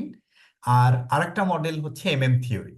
এইখানে দেখেন you got to be smart, এখানে এমএম থিওরির কোনটা আমরা অ্যাপ্লাই করব? This situation talks about the tax, তাই না? এখানে তো ট্যাক্স আছে। So 1958 becomes redundant, irrelevant in these cases. You need to apply 1963. আমি কি বুঝাইতে পারছি? জি স্যার। Yes, sir. তাইলে ওই দুইটা থিওরি জাস্ট সুন্দর করে, বেশি লিখবেন না, সুন্দর করে আঁকায় জাস্ট বলে দিবেন পাশে পাশে হোয়াট ডাজ ইট মিন। তাইলে দেখেন 24 মার্কস। এখন একটু আমরা ভালো করে মাথাটা চিন্তা করেন, what we have done here. আমরা 24 মার্কের প্রশ্নের মধ্যে অ্যাকচুয়ালি আমার ম্যাথমেটিক্যাল পোর্শন কত? 3 মার্কস হার্ডলি, তাই না? 3 to 4 ম্যাক্স যদি আমি বলি, বেস্ট 4, তার বেশি আছে? নাই স্যার। তার মানে 20 belongs to interpretation of the situation বা scenarios. তার মানে এই অ্যাবিলিটি না থাকলে কিন্তু it becomes really difficult to get through. ওকে, হ্যাঁ আর কি।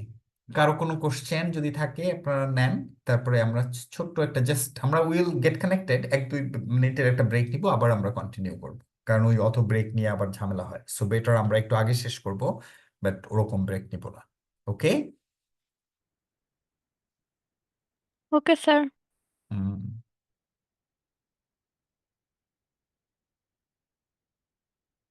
কারো কোনো কোশ্চেন আছে ম্যাথের উপর?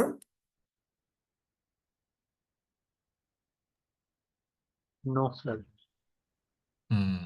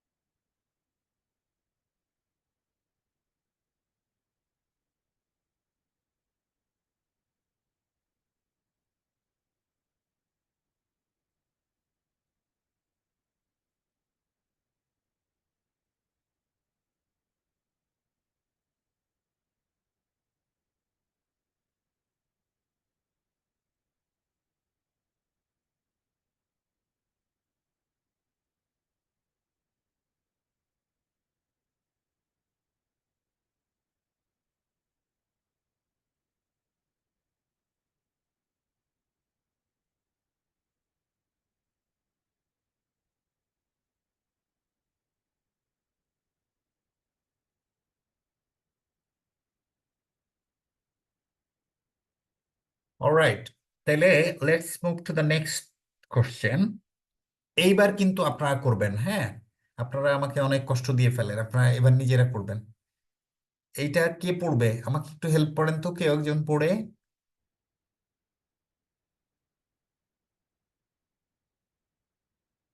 কে হেল্প করতে পারবে?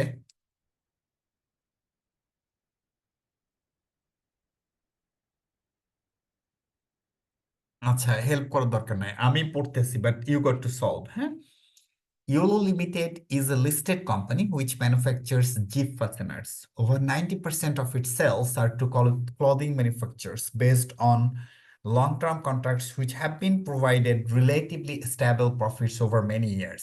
আপনাদেরকে একটা কথা বলি, এই এই যে আমি আপনাদের যেগুলো সলভ করাই না, এইগুলার কিছু কিছু আবার দেখবেন আপনার টেক্সটে অ্যাড করা হয়েছে। এগুলো হচ্ছে অনেক পুরানো আইসিএডব্লিউ question.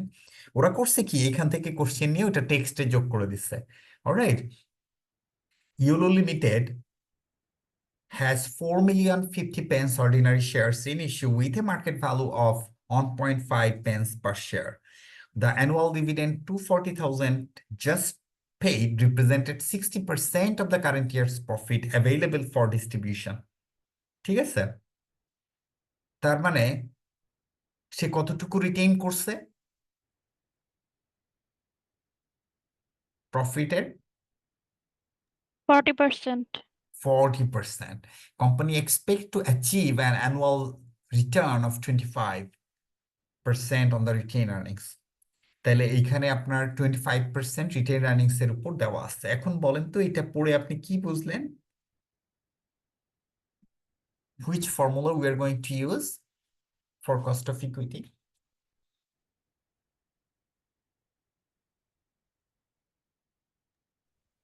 Sir DDM. Dividend. Dividend. Very good. Is there any hint of growth?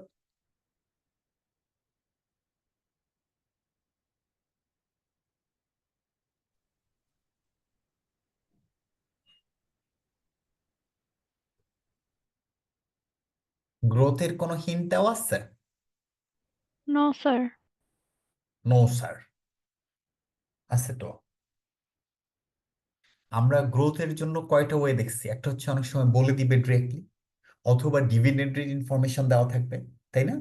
অথবা Gordon growth model. Gordon growth model কি বলছি? G equals to r into b. R মানে হচ্ছে অ্যাকাউন্টিং রেট অফ রিটার্ন, আর বি মানে কি? Retention ratio. খেয়াল করেন 60% of the current year profit available for distribution, তার মানে কতটুকু রিটেইন করছে? 40%। 40%। আর এইখানে রিটার্ন কত? রিটার্ন হচ্ছে এক্সপেক্টেড হচ্ছে 25%। 25%। তাহলে 40 টাইমস 25%, তাহলে কি আপনার ইয়া হয়ে যায় না? গ্রোথ রেট হয়ে যায় না? জি স্যার। জি স্যার। তাহলে we got the dividend, we can calculate 10% using the Gordon growth model, and হচ্ছে আমাদের কারেন্ট শেয়ার প্রাইস রয়েছে। তাহলে কি এখান থেকে আপনি কস্ট অফ ইকুইটি বের করতে পারবেন না? জি স্যার, পারবো স্যার।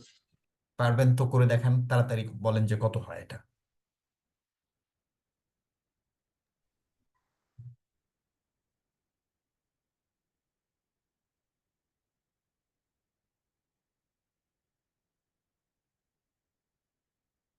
সবাই কি বুঝছেন? না বুঝলে আমি আবার বলবো, অসুবিধা নাই।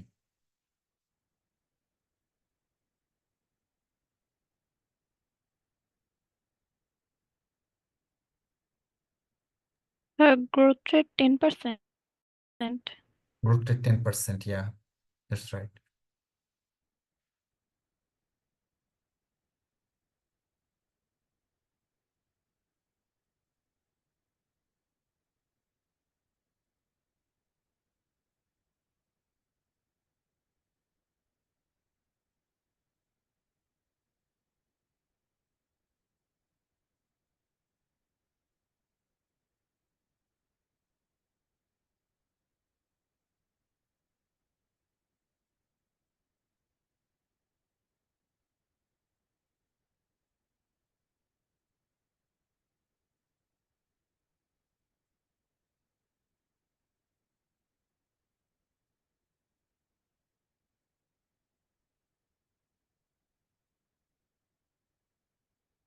আর ডিভিডেন্ড কিন্তু পার শেয়ারও আপনি চাইলে বের করে নিতে পারেন। আপনার এটা তো 2,40,000 হচ্ছে total dividend. Number of share কত? 4 মিলিয়ন। তাহলে 2,40,000-কে 4 মিলিয়ন দিয়ে ভাগ দেন, দিলেই তো আপনার ডিভিডেন্ড পার শেয়ার বের হয়ে যায়। দেন হচ্ছে you apply the formula. Total দিয়েও করা যায়, মানে যেটা আপনি কমফোর্টেবল।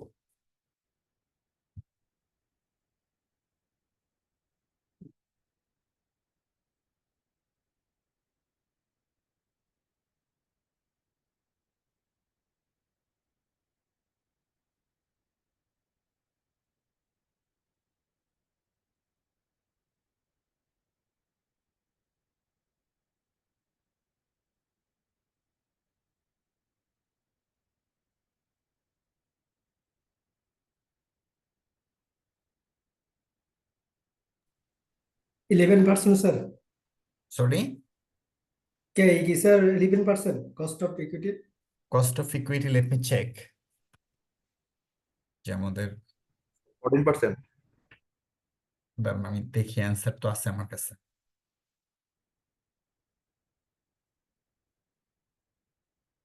14.4 হয়, ঠিক আছে। সরি, কই গেল? 14.4 ছিল। 11 কেন হচ্ছে আপনাদের? পার শেয়ার ডিভিডেন্ড কত হয়েছে সেটা বলেন। 240,000 0.06 divided by 4 million, 0.06 0.06, right. 0.06 divided by, মানে এই 0.06 ইন্টু অন পয়েন্ট অন, তাই না? মানে ওই যে আপনি নেক্সট ইয়ার ডিভিডেন্ড নেবেন, divided by 1.5 plus 0.0 growth, sir তাইলে 14% কত হয়েছে। হয় সেটা দেখেন। ঠিক আছে, মিলছে স্যার। 14.4, জি জি, হ্যাঁ মিলছে, কেয়ারফুল। জি জি, মিলছে। পরেরটা বলেন। মিলবে।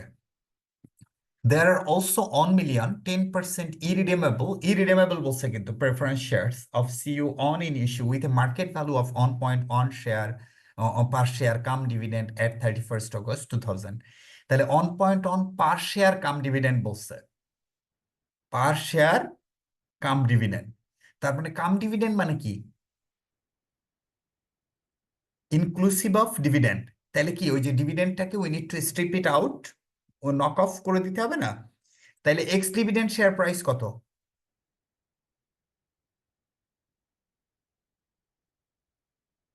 ফার্স্টলি বলেন, how much is the dividend here?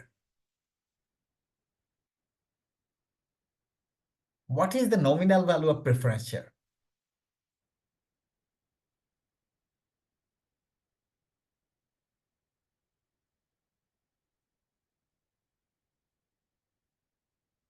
Nominal value কত?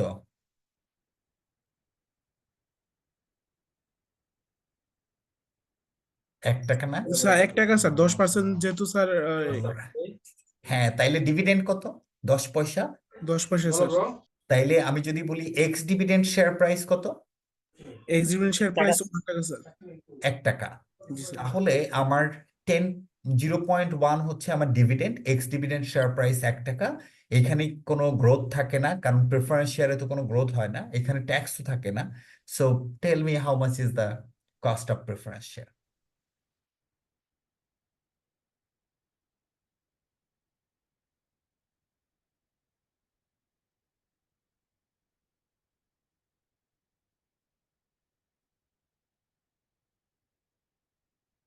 কত হবে?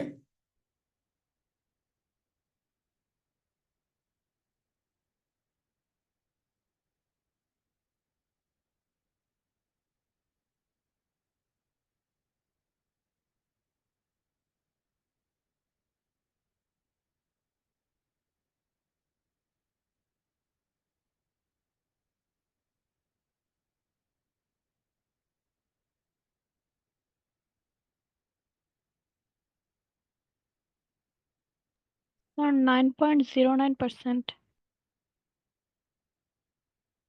9.09 কেন হবে? আমার 0.1, এটা তো এক্সাক্ট 10% হবে, কারণ আমার শেয়ারের তো মার্কেট ভ্যালু যা আছে অ্যাজিজ আছে, nominal value and market value একই হয়ে গেছে না? তাহলে তো এখানে চেঞ্জ হওয়ার কোনো কারণ নাই। দেখেন, আমার নমিনাল ভ্যালু 1 টাকা ছিল, মার্কেট ভ্যালু কত? 1.1। কিন্তু এটা তো কাম ডিভিডেন্ড, আমি এটাকে বলছি না এক্স ডিভিডেন্ড শেয়ার প্রাইস করতে হবে অলওয়েজ। তাহলে 1.1 থেকে আমি 0.1 মাইনাস করব ডিভিডেন্ড, ডিভিডেন্ডটাকে যখন মাইনাস করব তখন আমার শেয়ার প্রাইস কত হবে? 1 টাকা। তাইলে তখন 0.1 ডিভাইডেড বাই 1, তাইলে আপনার কত হবে? 10%ই হবে। সো আপনি যে কাজটা করছেন, আমি যেটা বুঝতেছি অ্যাপারেন্টলি 0.1 ডিভাইডেড বাই 1.1 দিচ্ছেন, এই কারণে 9.9 বা এরকম কিছু একটা হচ্ছে, তাই না? Yes sir. কিন্তু সেটা কি ঠিক হয়েছে? কারণ আমরা বলছি না অলওয়েজ শেয়ার প্রাইস হইতে হবে এক্স ডিভিডেন্ড শেয়ার প্রাইস ফর্মুলাতে। Can you remember? আমরা Yes, কিন্তু sir. বলছি যে ex dividend, ex interest, dividend বলেন, বন্ড বলেন, সব এরকম হইতে হবে। এবার বলেন তো কি করব তাইলে এখানে?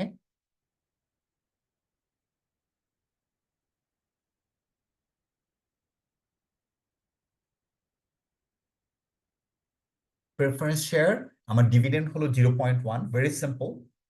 আমার এক্স ডিভিডেন্ড শেয়ার প্রাইস হবে 1.1 minus 0.1, which is 1. Now 0.1 divided by 1, you will get 10% cost of preference share. আমার কি এটা করে দেখানো লাগবে না? আপনারা পারবেন এটা?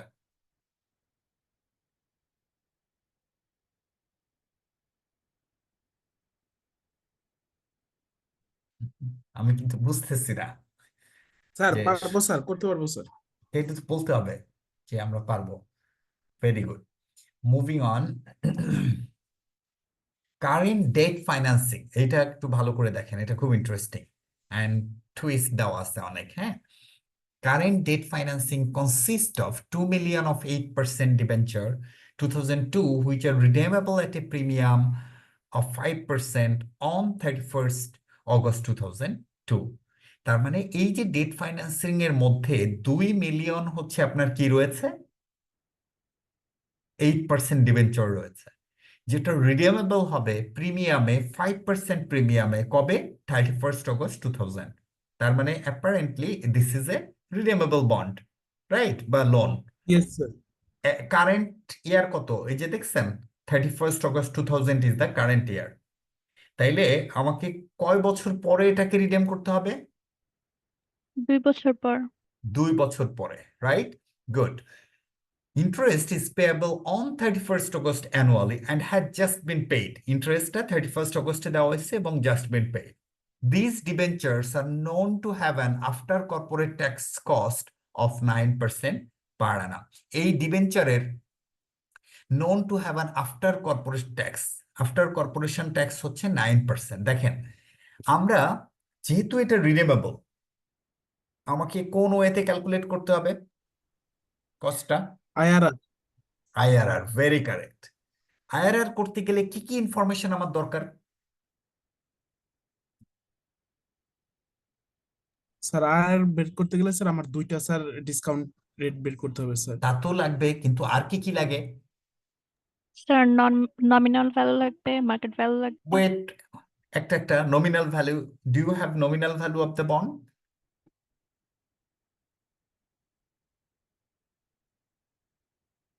ইয়েস, কারণ এখানে স্যার যদি 2 আমি 100 মিলিয়ন। টাকা, 2 মিলিয়ন, তার 2 মানে আমি মিলিয়ন ধরে না। নিতে পারি পার ডিবেঞ্চার যদি আমি অ্যাসিউম করি 100 টাকা করে, সো দিস ইজ 100 টাকা, nominal value is there, right? Okay, তারপরে যান, আর কি লাগবে নমিনাল ভ্যালুর পরে? তারপর হচ্ছে স্যার এখন স্যার মার্কেট ভ্যালু মানে ফেস মার্কেট ভ্যালুটা লাগবে স্যার। মার্কেট ভ্যালুটা লাগবে। Do you find the market value? Do you see the market value anywhere? 5% premium. আছে মার্কেট স্যার ভ্যালু? এটা তো স্যার স্যার এটা তো 5% রিডেমশন প্রিমিয়াম, ওটা তো ভ্যালু। Redeem value. ওটা রিডেমশন ভ্যালু, ওটা কিন্তু মার্কেট ভ্যালু না। রিডেমশন ভ্যালু আর স্যার মার্কেট ভ্যালু কি same? No no sir. Sir. No. তাইলে আমার রিডেমশন ভ্যালু আছে, ইন্টারেস্ট রেট আছে, অনলি প্রবলেম হচ্ছে we don't have the market value. তাহলে মার্কেট ভ্যালু না থাকলে কি আমি আইআরআর অ্যাপ্লাই করতে পারবো? নো। ডিফিকাল্ট না? জি স্যার, কিন্তু স্যার এখানে একটা যে after corporation tax cost 9% per annum sir, এটা ওইটা দেখি পরে আসেন, আপাতত মানে যে ঠিক বলছি ওইখানে থাকেন, স্টিক টু দ্যাট অন, যে আমরা মার্কেট ভ্যালু না থাকলে আইআরআর ক্যালকুলেট করতে পারবো কিনা। No sir. এটা পসিবল না, কারণ মার্কেট ভ্যালু না থাকলে তো আমার ওই ফর্মুলাটা ফুললি কমপ্লিট হচ্ছে না, ইনকমপ্লিট হচ্ছে। জি স্যার। কিন্তু এখানে আরেকটা ইন্ডিকেশন দেওয়া আছে, দেখেন আপনি একটা জিনিস এখানে পেয়েছেন, রিডিমেবল এট প্রিমিয়াম অফ 5%, তার মানে এফেক্টিভ ইন্টারেস্ট রেট বেশি হবে না কম হবে? স্যার ইফেক্টিভ ইন্টারেস্ট স্যার বেশি হবে স্যার। বেশি হবে, very good.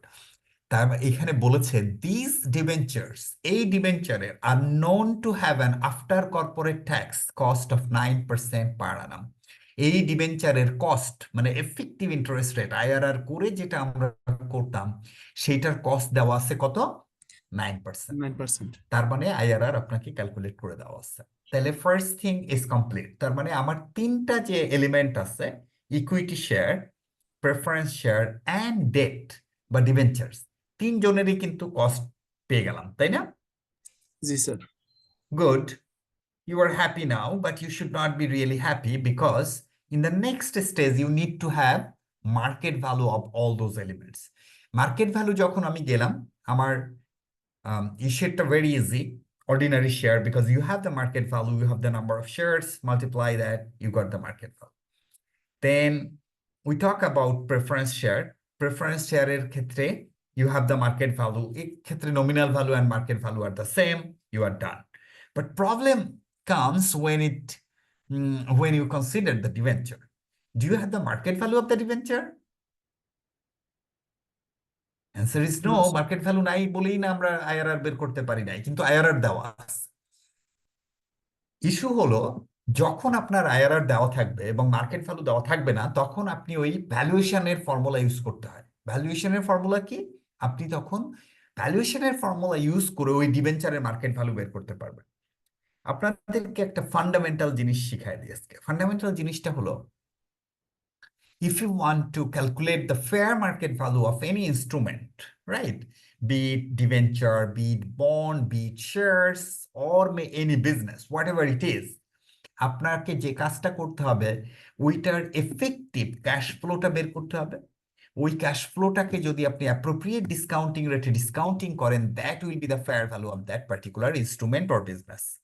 Am I clear? কি বলছি? যে Yes, যদি sir, you are কোনো clear. কিছুর ভ্যালুয়েশন করতে হয়, ওই পার্টিকুলার ইনস্ট্রুমেন্ট থেকে যে ক্যাশ ফ্লোটা আমরা পাবো, এক্সপেক্টেড ক্যাশ ফ্লো, সেই ক্যাশ ফ্লোটাকে বা অ্যাসিউমড ক্যাশ ফ্লো, সেই ক্যাশ ফ্লোটাকে ডিসকাউন্টিং করে আমরা ভ্যালুয়েশনটা করতে পারবো। আপনার ভ্যালুয়েশনও করা যাবে এইভাবে।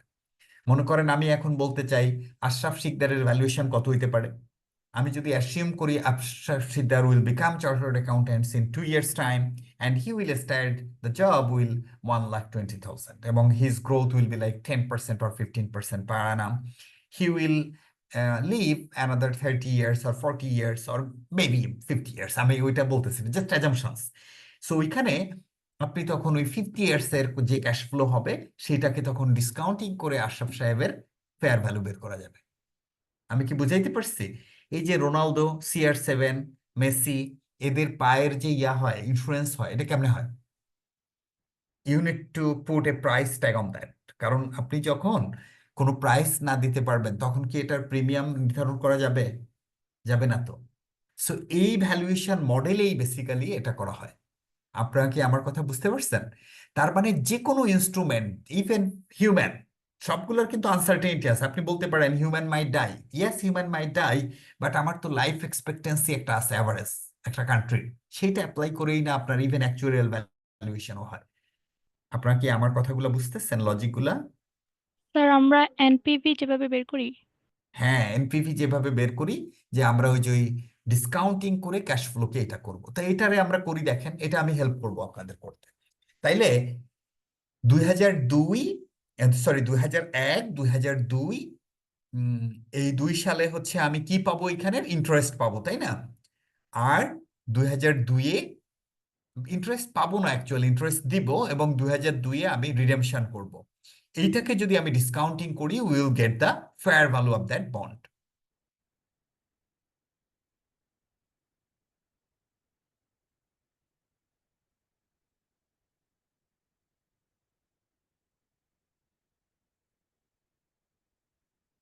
আমরা কি লজিক বুঝতেছি না? লজিক বোঝা যাচ্ছে না?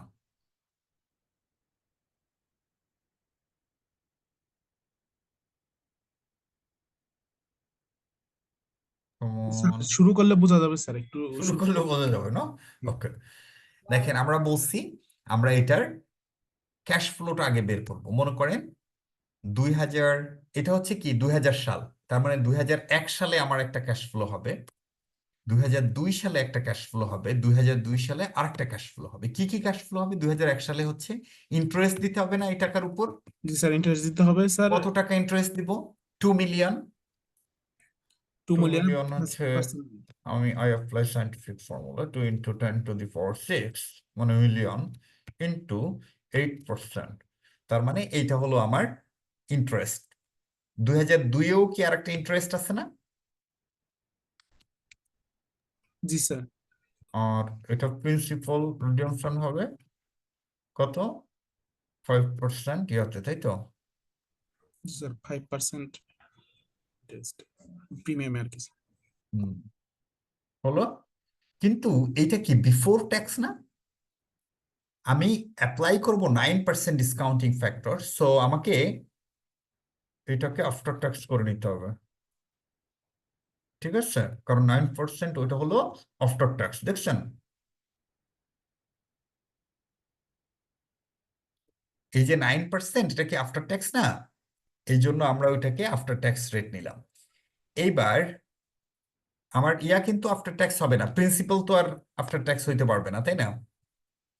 জি স্যার। তাহলে এইটা হবে 1/1.09, এটা হবে 1/1.09 square.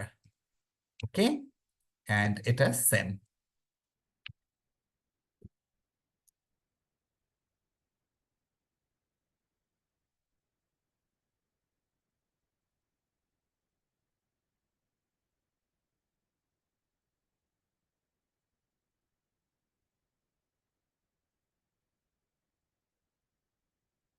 Okay, so you got the market value. আপনারা কি আমার কথা বুঝতে পারছেন? স্যার একটু স্যার ট্যাক্স কি 9%? ট্যাক্স 9% কেবল, ওইটা তো আফটার ট্যাক্স। এই যে আফটার কর্পোরেশন ট্যাক্স কস্ট, তার মানে এটা হচ্ছে এফেক্টিভ রেট, মানে ওই যে আইআরআর করে আমরা যে বের করতাম না এই পার্টিকুলার ডিভেঞ্চারের ইয়া কত, ওই কস্ট অফ ক্যাপিটাল কত বা এফেক্টিভ রেট কত, সেইটা ওরা ক্যালকুলেট করে দিচ্ছে 9%। কারণ কি আপনার ট্যাক্সটা এই কত ছিল? ট্যাক্স তো 30%, ওইটা বলা আছে কোশ্চেনে। এই জন্য আমরা ওই যে ইন্টারেস্ট থেকে যে ট্যাক্স মাইনাস হয় না, সো আমরা এটাকে আফটার ট্যাক্সের ওই ক্যাশ ফ্লোটা নিছি, হ্যাঁ। আর প্রিন্সিপাল থেকে তো আর ট্যাক্স মাইনাস হয় না, সো এটাকে আমরা অ্যাজ ইজ রাখছি। সো 2001-এ আমরা ইন্টারেস্ট দিচ্ছি, 2002-এ ইন্টারেস্ট দিচ্ছি, 2002-এ প্রিন্সিপালকে রিডেমশন করছি। So we have applied that 90% effective rate করে আমরা এটার মার্কেট ভ্যালু বের করলাম।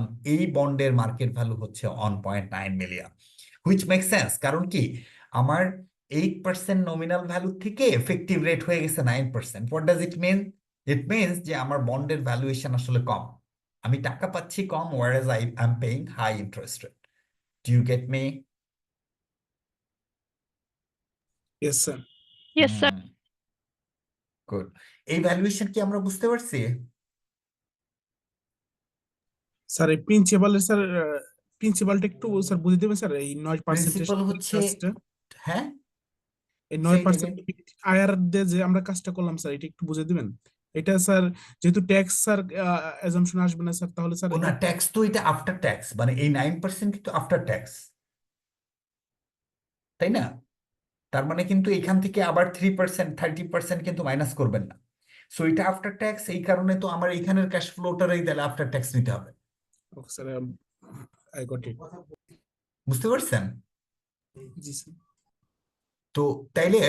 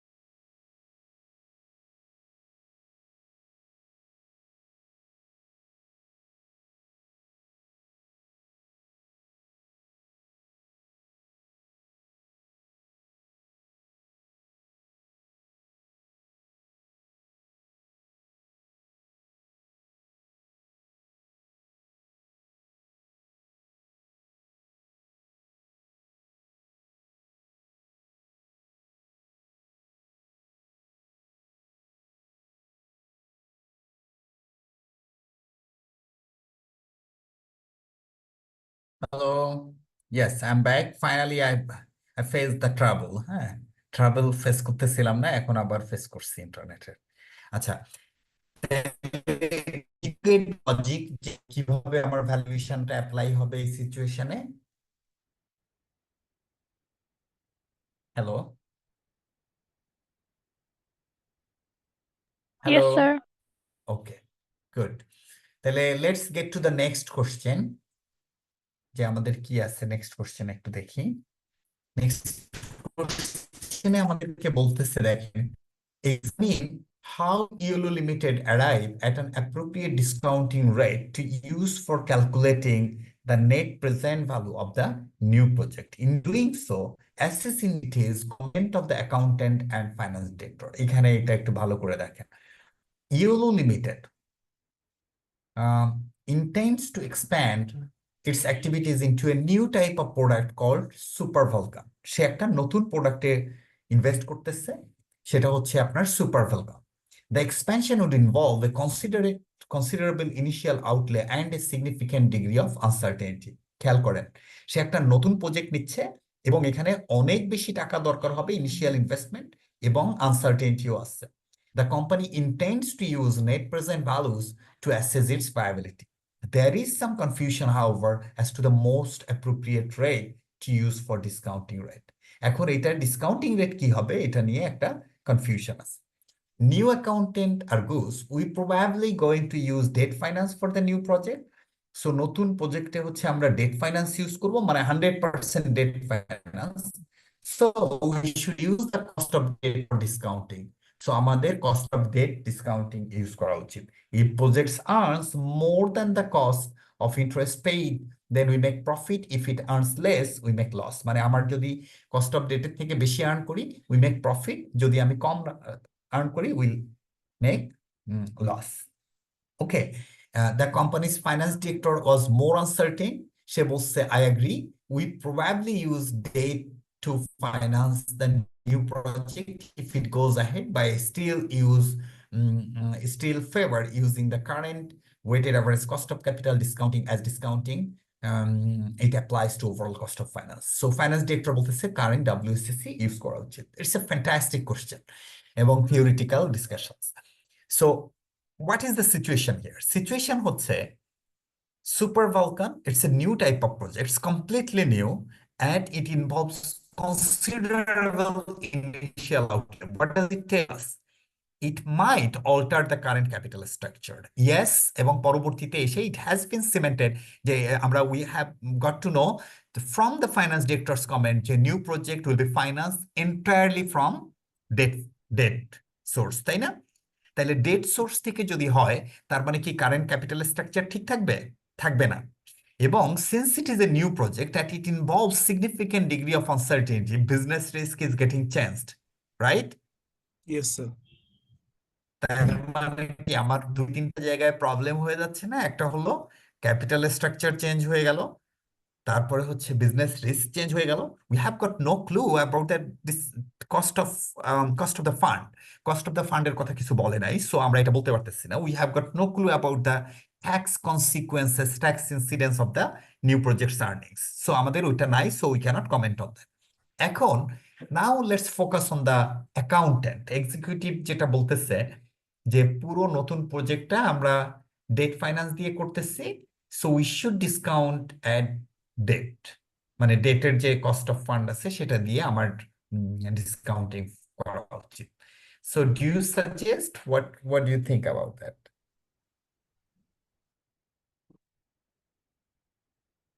কি মনে হয়? স্যার আমরা তো স্যার এইটা তো স্যার ডাব্লিউএসসি তে করতে পারবো না স্যার। না, তা তো পারবো না, সেটা পরে। আগে প্রথমে বলছে কি অ্যাকাউন্টেন্ট এবং ফাইন্যান্স ডিরেক্টরের কমেন্টটাকে আপনাকে কি করতে হবে। তা এই অ্যাকাউন্টেন্ট কি বলছে? ডেটের রেট দিয়ে ডিসকাউন্টিং করা উচিত, এটার আগে ফোকাস করেন। Should we apply date as discounting factor?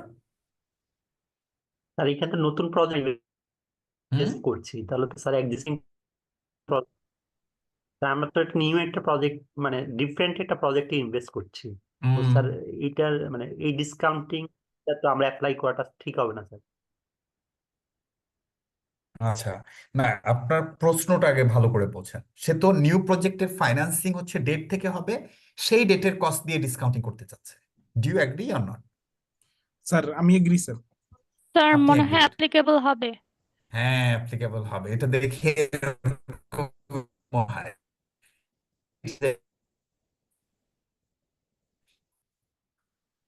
একটু যে ম্যাথ গুলা করলাম এবং যে ডিসকাশন গুলা করছি, ক্যাপিটাল স্ট্রাকচারের যে মডেল ছবিতে কোনটার কস্ট হয়, which component carries the higher cost of capital বা higher capital? Sir cost of equity. কেন হাইয়েস্ট হয়? স্যার ইকুইটিতে স্যার আমরা স্যার ট্যাক্স কনসিডার করতে পারি না স্যার। নট অনলি দ্যাট, তো ডিভিডেন্ডের দেওয়ার পরে ডিভিডেন্ড দেওয়া হয়। লজিক হলো, আমার ডেট যখন বেড়ে যায় তখন রিস্ক বেড়ে যায় ইকুইটি হোল্ডারের, এবং ইকুইটি হোল্ডারের রিটার্ন তখন বেড়ে যায়, কারণ হচ্ছে ও তখন বেশি রিইনভেস্ট করতে এক্সপেক্ট হায়ার রিটার্ন। ক্লিয়ার? আমরা মনে আছে ওই যে গ্রাফগুলো এঁকে দেখাইছিলাম, as the আপনার level of debt increases, cost of equity increases in the linear relationship. আমার লিনিয়ার ওয়েতে এটা বাড়তে থাকে, তাই না? জি স্যার। ওকে, তাইলে এটা যদি বাড়তে থাকে, আমি যখন পুরো ফান্ডিং করতেছি ডেট থেকে, তার মানে কি ইকুইটি হোল্ডার্স কি মারা গেছে? ওই কোম্পানিতে কি ইকুইটি হোল্ডার্স নাই? আমি পার্টিকুলার একটা প্রজেক্ট আমি করতেছি পুরোটা ডেট থেকে, that's a different situation. Does it mean যে equity holder will be silent? No, equity হোল্ডারের রিস্ক বেড়ে যাচ্ছে এটার জন্য। ওই প্রজেক্ট আসতেছে ঠিক আছে, but project comes with significant uncertainty. আমি ডেট নিচ্ছি because of the financial mechanism, আমার হয়তো কস্ট কম হবে, বাট ইট ডাজন্ট মিন আমার ইকুইটি হোল্ডারের কস্ট কমবে। আমার ইকুইটি হোল্ডারের কিন্তু ডিমান্ড বাড়তেই থাকবে। Therefore, আমার এই যে idea of using the cost of debt as discounting factor for that marginal project is ridiculous, and it is not acceptable, and it is not professional either, and it is against the financial management theory. কারণ you are isolating the equity holders, but equity holders are still alive and they will be asking for their return. আপনারা কি আমার কথা বুঝতে পারতেছেন? জি sir. তাহলে এই অ্যাকাউন্টেন্টের কথা কি ঠিক আছে? তার মানে ইভেন দো মার্জিনাল প্রজেক্টের পুরোটা ফান্ডিং হচ্ছে ডেট থেকে, ইকুইটি হোল্ডার্স এর কিন্তু কস্টটা বেড়ে যাবে। ওকে, ইকুইটি হোল্ডার্স এর কস্ট বেড়ে গেলে তখন ওইটাকে কিন্তু অবশ্যই আপনার কম্পেনসেট করতে হবে। সো এই কারণে আপনার এই যে শুধুমাত্র কস্ট অফ ডেট ইউজ করা ঠিক হবে না, এটা উচিত ছিল কি জানেন, মার্জিনাল ডাব্লিউএসসি ইউজ করা। মার্জিনাল ডাব্লিউএসসি মানে হচ্ছে ওইটার জন্য ডাব্লিউএসসি কিন্তু বেড়ে যাবে তখন ইকুইটি হোল্ডারদের, মানে এই কস্ট অফ ইকুইটি ওইটার সেপারেট ক্যালকুলেশন করে নেওয়া। আচ্ছা, এবার দেখেন ফাইন্যান্স ডিরেক্টর কি বলছে। ফাইন্যান্স ডিরেক্টর বলতেছে current WSC should be used. Do you think he is correct? এবং কারণ হচ্ছে সে current WSC overall cost of ফাইন্যান্সকে কনসিডার করে। What do you think about that? Sir আমরা একটু আগে আগের কোশ্চেনে যে আলোচনা করে আসছি সেই হিসেবে তো স্যার এটা স্যার অ্যাপ্রোপ্রিয়েট নয় স্যার। ভেরি গুড আশরাফ, আগের কোশ্চেনে কি আলাপ করছি বলেন? স্যার আগে স্যার আমরা যেমন স্যার এখানে স্যার কয়টা স্যার ব্যারিয়ার আছে স্যার। এক নাম্বার হচ্ছে স্যার এটা টোটালি একটা sir new project sir. Sir ঠিক আছে, সো আমরা যখন ডাব্লিউএসসি যদি করি স্যার প্রেজেন্ট বিজনেস কে কনসিডার করে, সো এটা স্যার আমাদের অ্যাপ্রোপ্রিয়েট হবে না স্যার, যেহেতু এটা স্যার একটা নিউ প্রজেক্ট নিউ হচ্ছে স্যার।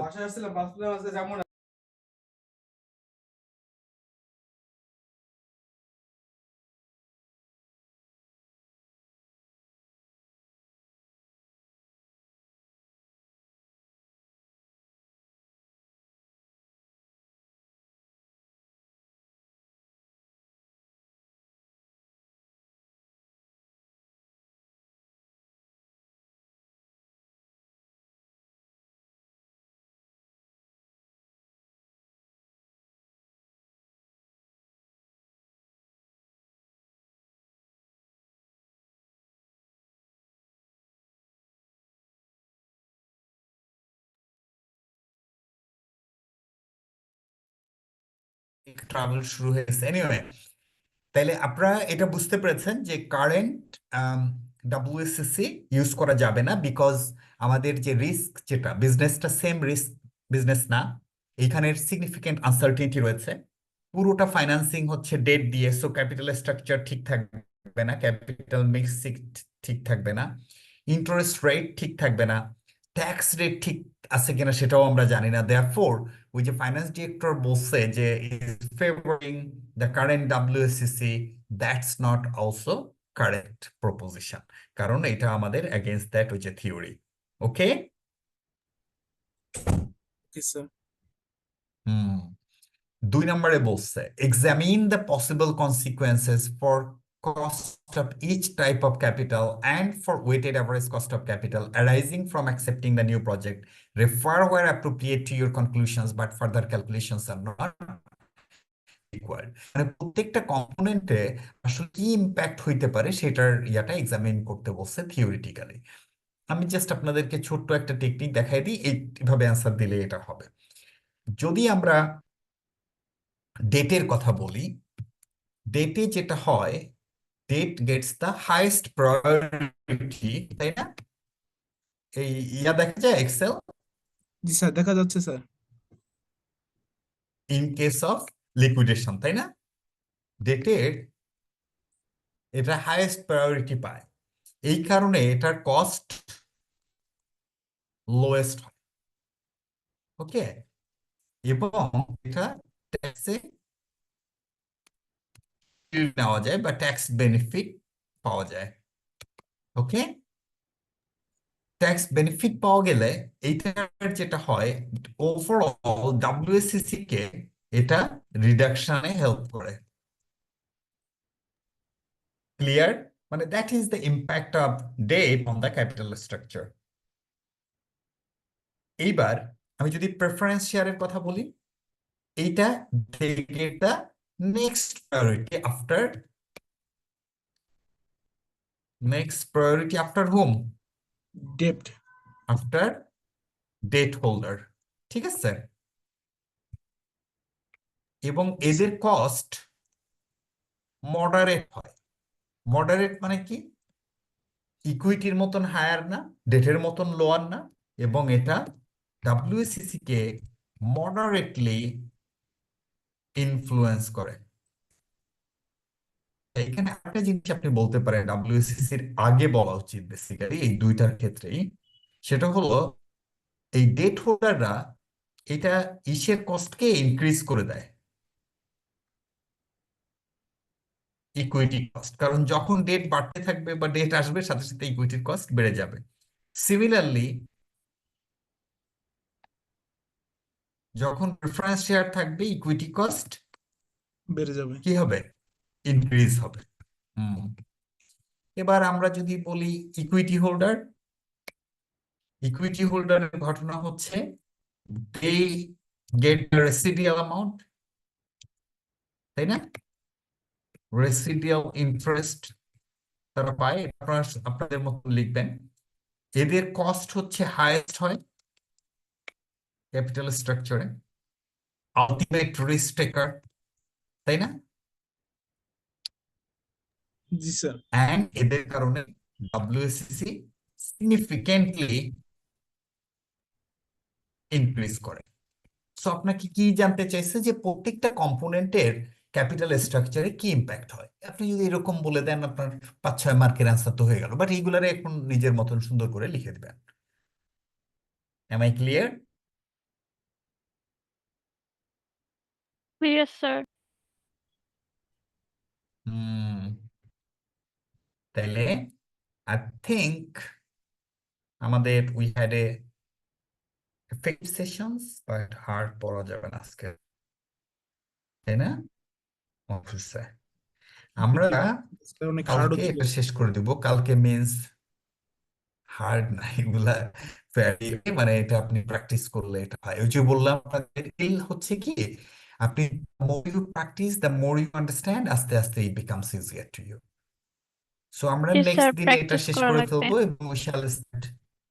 হ্যাঁ, প্র্যাকটিস করা লাগবে, অনেক প্র্যাকটিস করা লাগবে, এবং নেক্সট দিন যদি আমরা পারি we shall start a new chapter. If we can't, day after tomorrow. But I'm unsure if I can conduct the classes in the next week because I'm traveling abroad. So I hope to see you in the week after. মানে next week এ হয়তো হবে না, হ্যাঁ? Because I'll be back on Wednesday night. So hopefully there is a very remote possibility of conducting any class in the next week. All right. So have a good weekend and good study. Weekend এখনো আসে নাই. But yeah, like you continue your practice and then study, and I hope to see you the week after. All right. আসসালামু আলাইকুম sir. So আপনাদের যদি question থাকে, যদি question থাকে তো ভালো, otherwise I can call it a night.